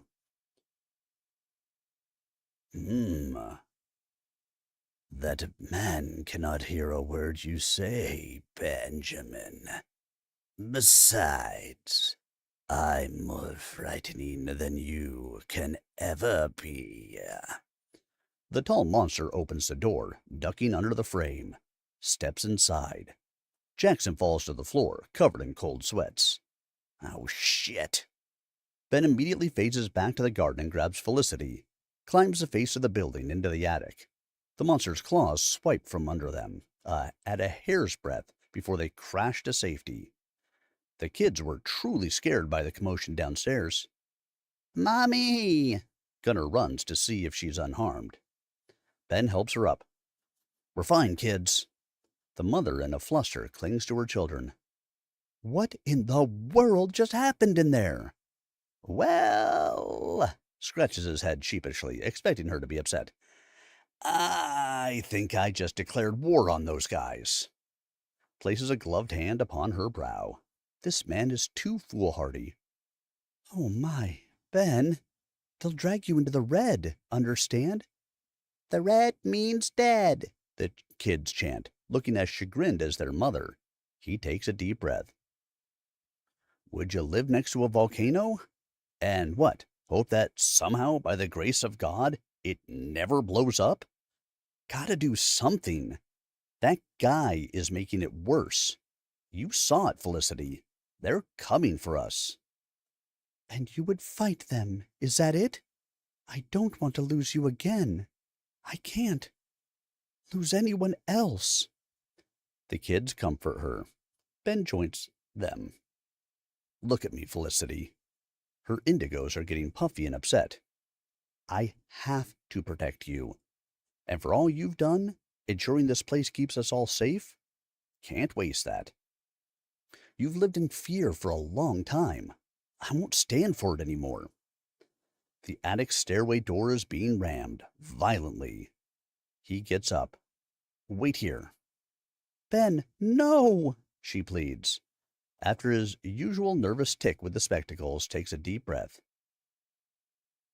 Mr. Craig, please protect your daughter. Steps out of the attic.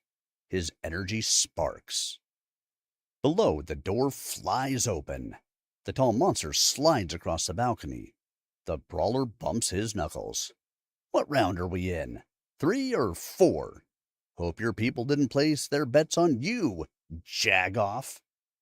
He rushes the beast as multiple combinations of punches and kicks pummel it in succession.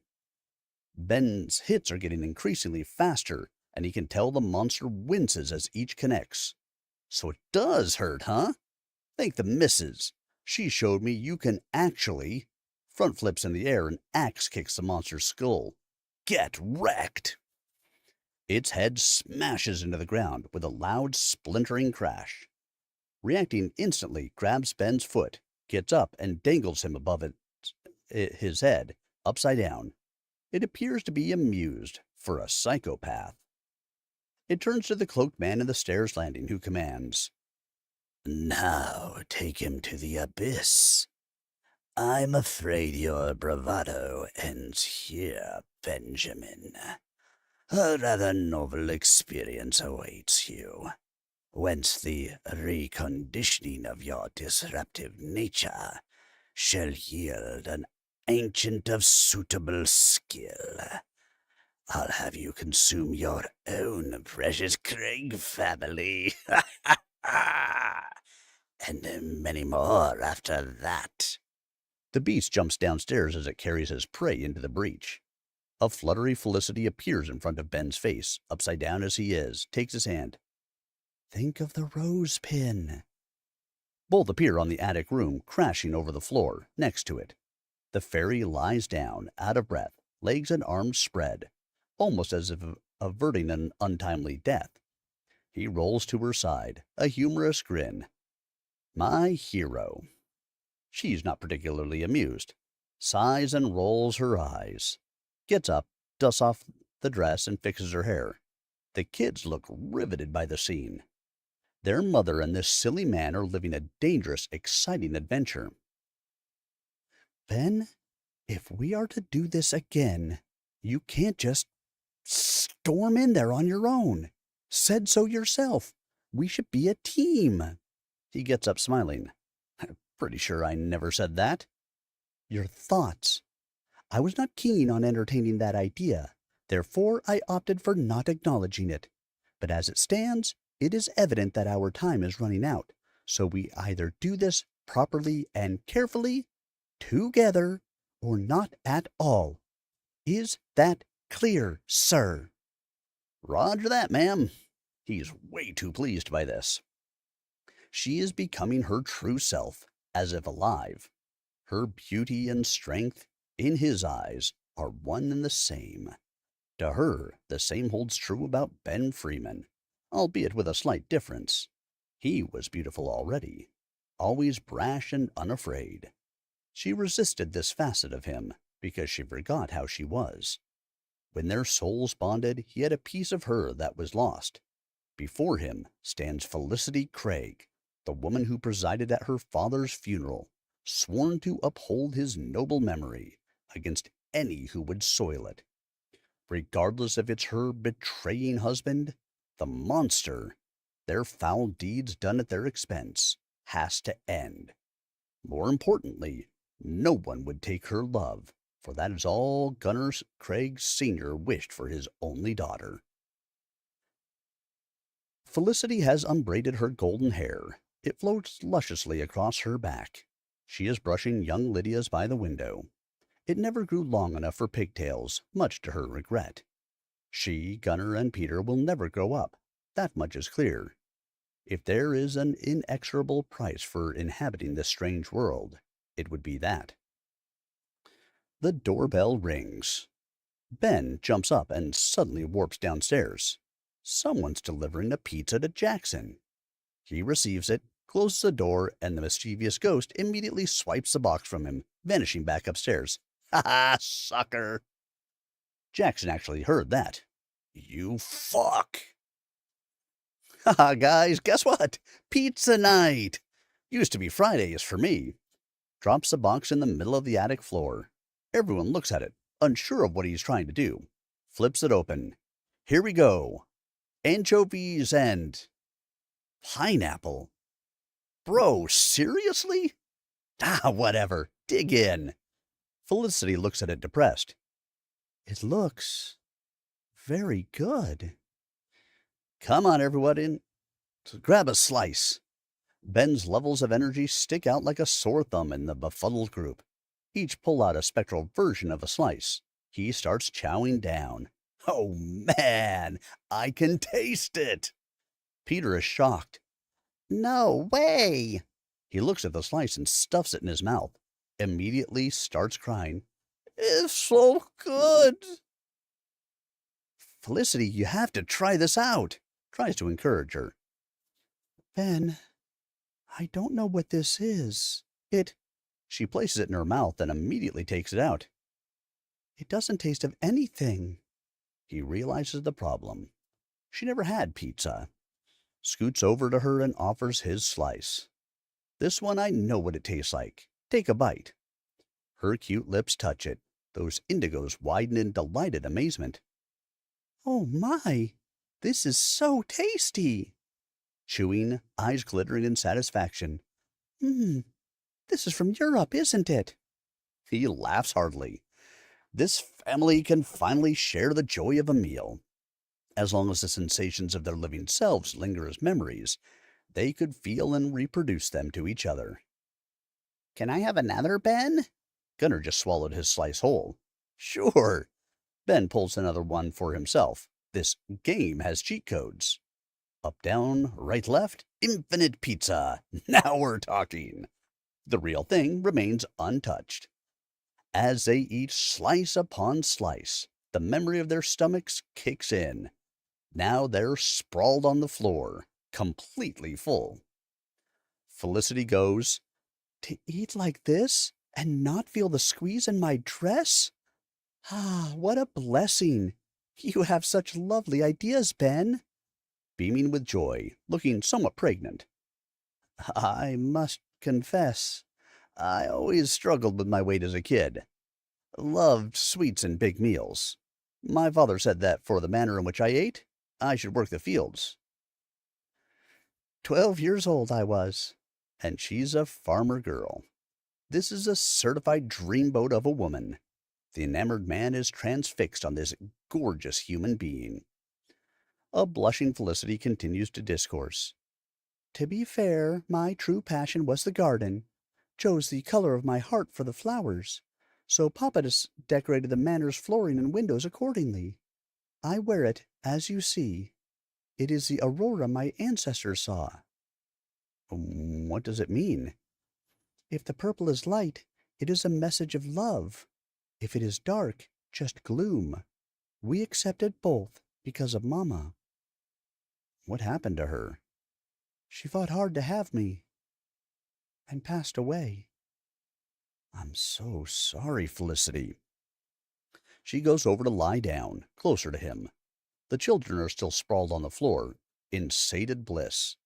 Leans her head on his arm, looking for a little bit of warmth, and proceeds.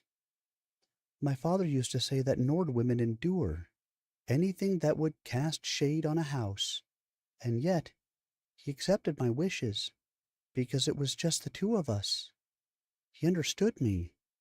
I was spoiled, so it would have been fine to endure hardship later on. I would have never imagined it being this much, however. The manor is cursed, and perhaps I'm cursed with it. Or maybe we can defend it from the curse, 'cause of all the purple. This is your house, Felicity. Whatever negative energy is here, it is bound to this one place that spills it out, only to a relative distance. Your presence kept it contained. How about we make it shorter? By enchanting the house? Oh, this is so cool! He's still amazed by how they share their thoughts so easily. Your pin. Not a substantial part of you. It's accessory, right? Nods, confirming. Does its job warding the attic. You think I can tear a strand of lace off your dress? Felicity is becoming bright red at the thought of an alternative. You think perhaps the lace from my undergarments would do?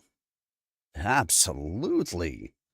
Her sweet scent, which has been lingering around since they melded, emanates from the spectral fabric, which she rips it from inside her skirt. Ben is a passionate kisser, leading Felicity down a familiar path.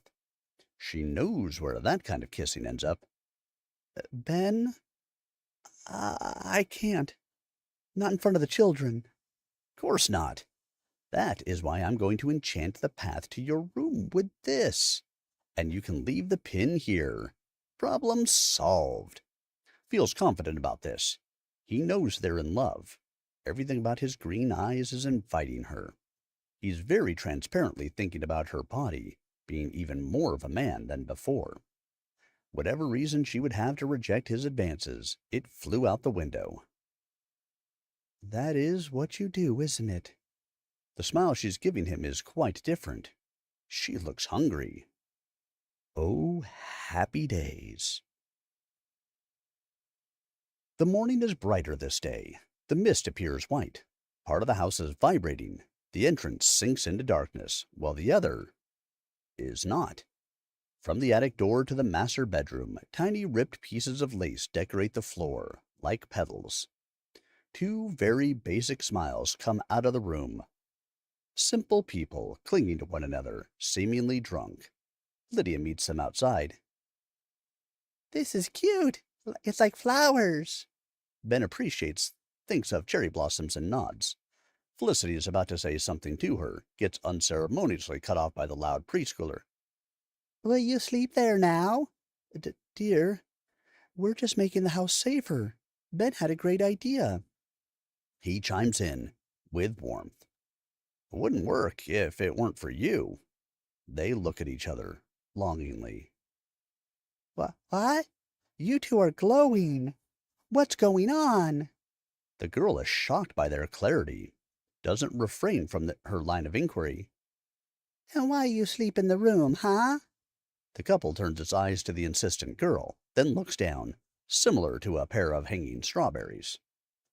The silence. The pipsqueak widens her eyes. Oh! Bolts off into the attic, tells the story to her brothers. Now they're all laughing. Poor Felicity can only hope that they don't understand. I failed as a parent. Listlessly bummed, Ben adds, Yeah, same. The house vibrates beside them. Not another word is uttered. Quite the novelty with the light. Today they can tell the afternoon apart from the morning. Gunnar and Lydia are scattering lace pieces in one room, Felicity in another, Ben and Peter in the boys' old room. The ginger is adrift in melancholy. Felicity, she told me you really miss your mom. Doesn't it get better when you're a grown-up? Scatters more pieces to the floor. Get the feeling this conversation is more about you than me, kid. Miss her too, huh? Yeah. His eyelids drop in sorrow. Do you remember her? Ben sits down on the bed, realizing the kid needs to get some things off his chest. I do. Everything. I saw her going to the light. She didn't see me. She couldn't. Say goodbye. The light? I can tell you from my own experience, it's like a tornado. Just pulls you in, and before you know it, you're gone. I'm sure your mom wanted to leave with you. I know. His eyes are flooded. I was scared. I hid. From the bad man. From Felicity. I really wanted to go. Witnessing his sobbing, Ben could only imagine if he was this small when his mom died. Would he even survive this much pain, as this sweet little boy has? Hugs him. A tear falls behind his glasses. I promise you, kid, I'll get you to her. But what about you? Yeah, well, I really love my mom. And I do miss her. A lot. I also love you guys just as much. I decided to stay because I know what I want, and more importantly, I know what she would have wanted. Thank you. For the pizza. And the toys. All of it. Don't mention it, kid. I can't remember being this happy about anything. Have a lot of regrets, you know? Things I should have done. Things I shouldn't. Staying isn't one of them. For once, I got it right. Felicity leans on the room's doorframe. She knows Peter has felt this way since the very beginning. He and his mother were very close, living in the shadow of that cold man who treated them like status accessories. Never a smile was spared, nor his presence for the most part. They alone held on to joy, for how fleeting that turned out. Things like that shape one's heart to the bare essentials. You'd want to stay beside those you love more than anything. It's only natural. Did everything she could for him. Yet she couldn't replace Mary. That was never her role in his story. This wounds her regardless. That, of all the things she's done to keep him safe, his sorrow was the one thing she couldn't heal, ever since she vowed to protect him. Ben glances at her. Are we good? Yes, the upper floor is now completely secured. Come take a look. The entrance looks more like a pit than ever. Vibrating wildly, the swirling distortion field barely allows for a clear view into the downstairs hardwood floors. Going in there seems a terrible idea at this stage. Ben makes his appraisal. Yep, house legit looks like a catwalk over hell. We got our answer. She adds, That we can push it back? That and the fact you kept them safe. Your wishes, the strength in your will, is what made this possible. After all these years, he wouldn't even dare parley with you over what would happen to Peter. I suspect you taking him under your wing wasn't part of his calculations. Me staying behind definitely threw a wrench in it. That's why that loser's been trying to talk his way out of it now. Pompous bastard sure yaps a bunch. I still have some of the lace left, without ruining my dress. Should we toss it down there? See what happens? Sure, but this is looking pretty nasty. Dunno if it'll work. Let's try a single piece. Felicity pulls on the fabric, rips a tiny shard, and flicks it to the floor below. It flashes in white light as it beams down like a gunshot trail, digging a hole into the flooring. He now realizes how severe the pressure has gotten downstairs. In a way, I think we just trapped ourselves up here with this. We could still face into the garden, but that's about it, as far as getting around the house safely. Jackson walks out of his room and heads to the entrance. Ben taunts him. Hey, what's cooking, boss? Not the pizza, I bet. The muscular man looks up to see the family on the left-wing balcony. Lydia shouts, He can see us! The cloaked figure emerges from his body, and Jackson instantly drops unconscious. It's obvious now what he's there for. It is wearing Jack's appearance as it takes off the hood, revealing a very normal-looking human. No red eyes, no pale skin, just her father's head.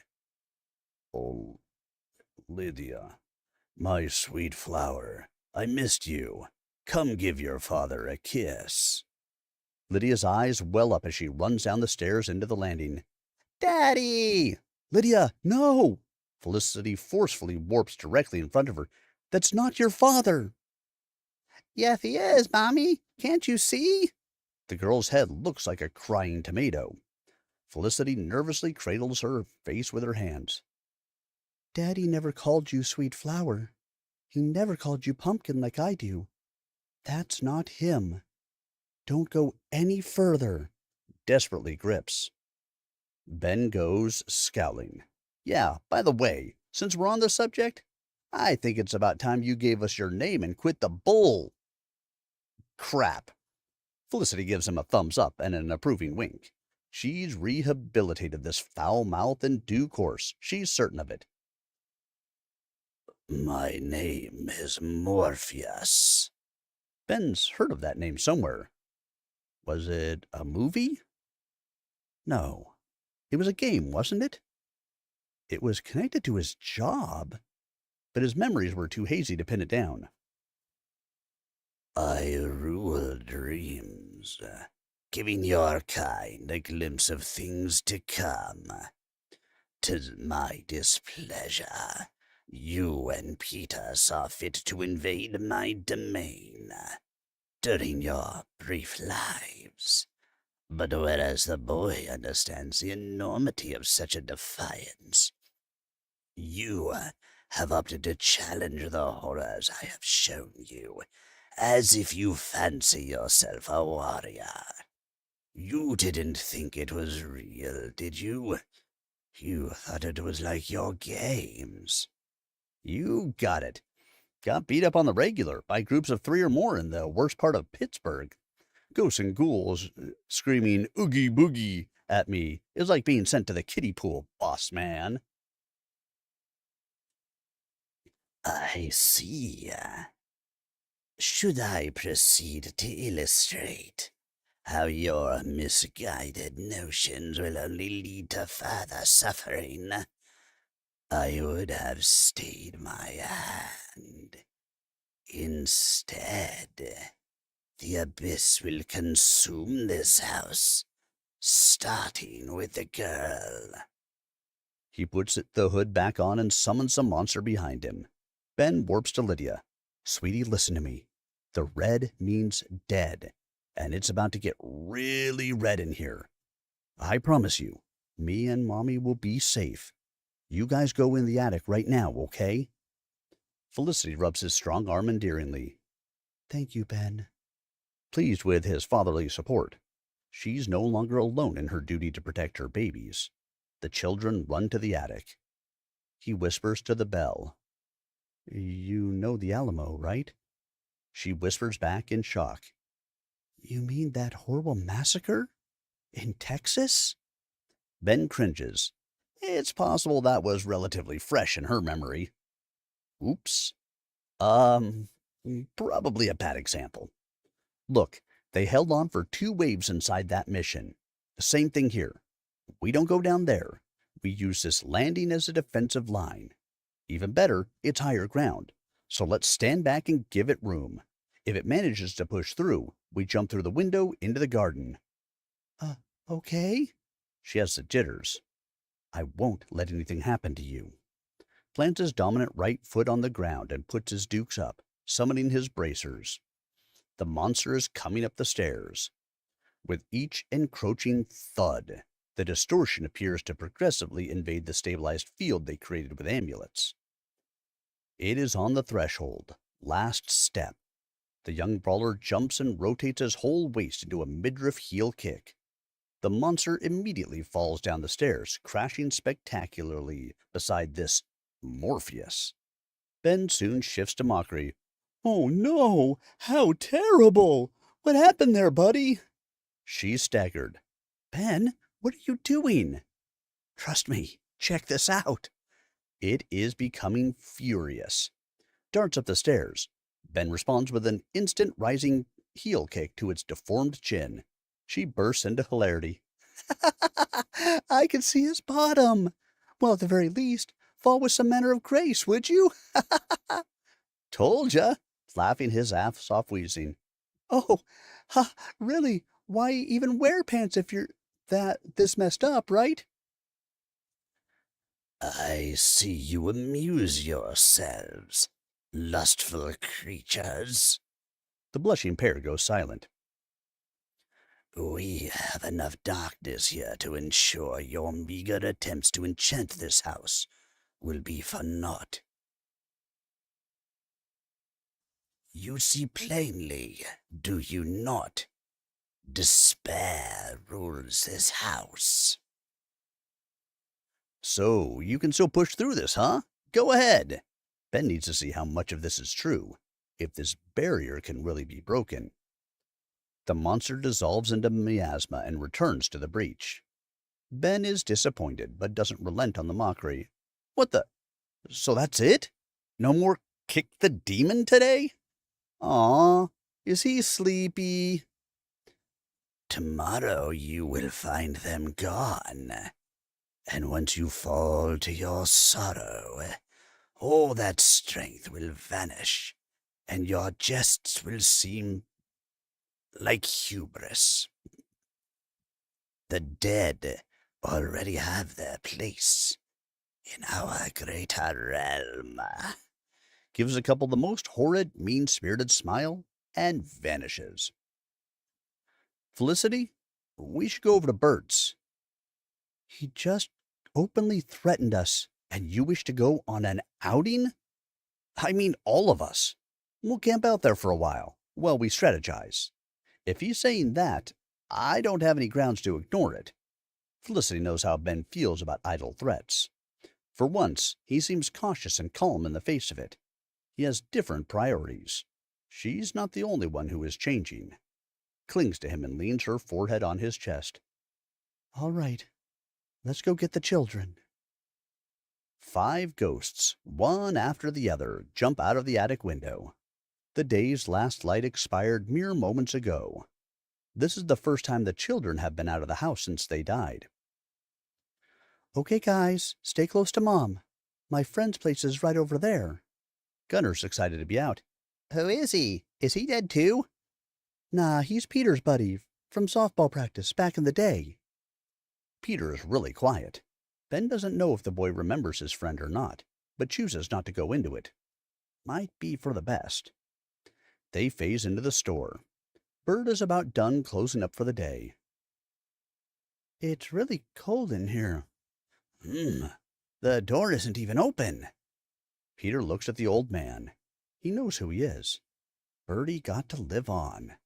Watches over his dad's store, where they ate sweets after practice. Has it really been this long? He looks like someone's grandpa. The boy suspected that Ben's timeline was further into the future. Just not this much. It's too painful to witness the world that moved on. I can't. I have to go back. In his anxiety, the boy vanishes. Peter! Felicity immediately reacts. Bert heard that clearly. It's, you guys, isn't it? Is Petey with you? His heart is pounding. Ben instructs the party. Kids, stay here. He's a nice old man. Don't scare him, okay? Felicity, let's go. The couple warps outside and starts calling, Peter! Oh my God. Ben, what if you went back to the manor? The pin. 1, 2, 3. They pop back up into the attic. He's not there. They search the upper floors, every room. Oh, Ben. Felicity is coming apart in worry, weeping. Peter! Damn it, kid. Wait, he doesn't know how to use the pin. Could he even know how to get back in the house? Her face says it all. He may have wandered into the edge. All right, everyone. That is going to do it for our reading tonight. As always, thank you for being here with me. I hope you have enjoyed chapters 7, 8 and 9? No, 7 and 8. 7 and 8 tonight of Spectral Braver, the first arc, a dark fantasy by Tiago Resende. Again, I hope you guys really enjoyed it. The chapters from tonight will be up on the YouTube channel, youtube.com/@SirArminius. A little bit later this evening, I will get them uploaded, as soon as I end the stream here. As a reminder, you can catch all of the episodes so far there, all the way up through Chapter 8 will be up there as of this evening. And of course, if you do not want to wait for me to get around to reading more, you can always get out there and pick up the book, read it, and support the author. Either way, hey, get out there and support the author, would you? This book is fascinating. I'm loving it.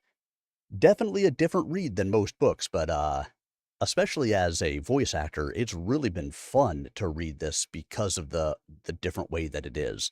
I feel like I get to do a lot more acting with it, which is fun. I love it. Anyway, if you guys do stop by the YouTube channel, please subscribe. It helps support the work that I do here in helping out the indie authors. Finale chapter next week. Only big cliffhanger left in the book, and that would be Curveball. Yep, we will be starting the last chapter on Tuesday, which means you guys all need to be here for it. Come Tuesday, find out how this one ends, and prepare to read the next ones on your own. Once again, thank you to all of you. The greatest gift that you can give me is the gift of your time, and I appreciate that you guys gave me the gift of yours this evening, whether it was for 5 minutes or for the whole stream. Thank you once again. We will be back on Tuesday, where we will finish up Spectral Braver. You know you're going to want it. And then next Saturday, we will have a whole new book to start. The next one I want to say is a YA book. So a little bit more gentle tones. Either way, again, make sure you get out there and support the author. If you have been listening all the way through, when we are done with the book, I hope you guys will do the same as I will and get out there and give a review to the book. Reviews are the lifeblood of indie authors.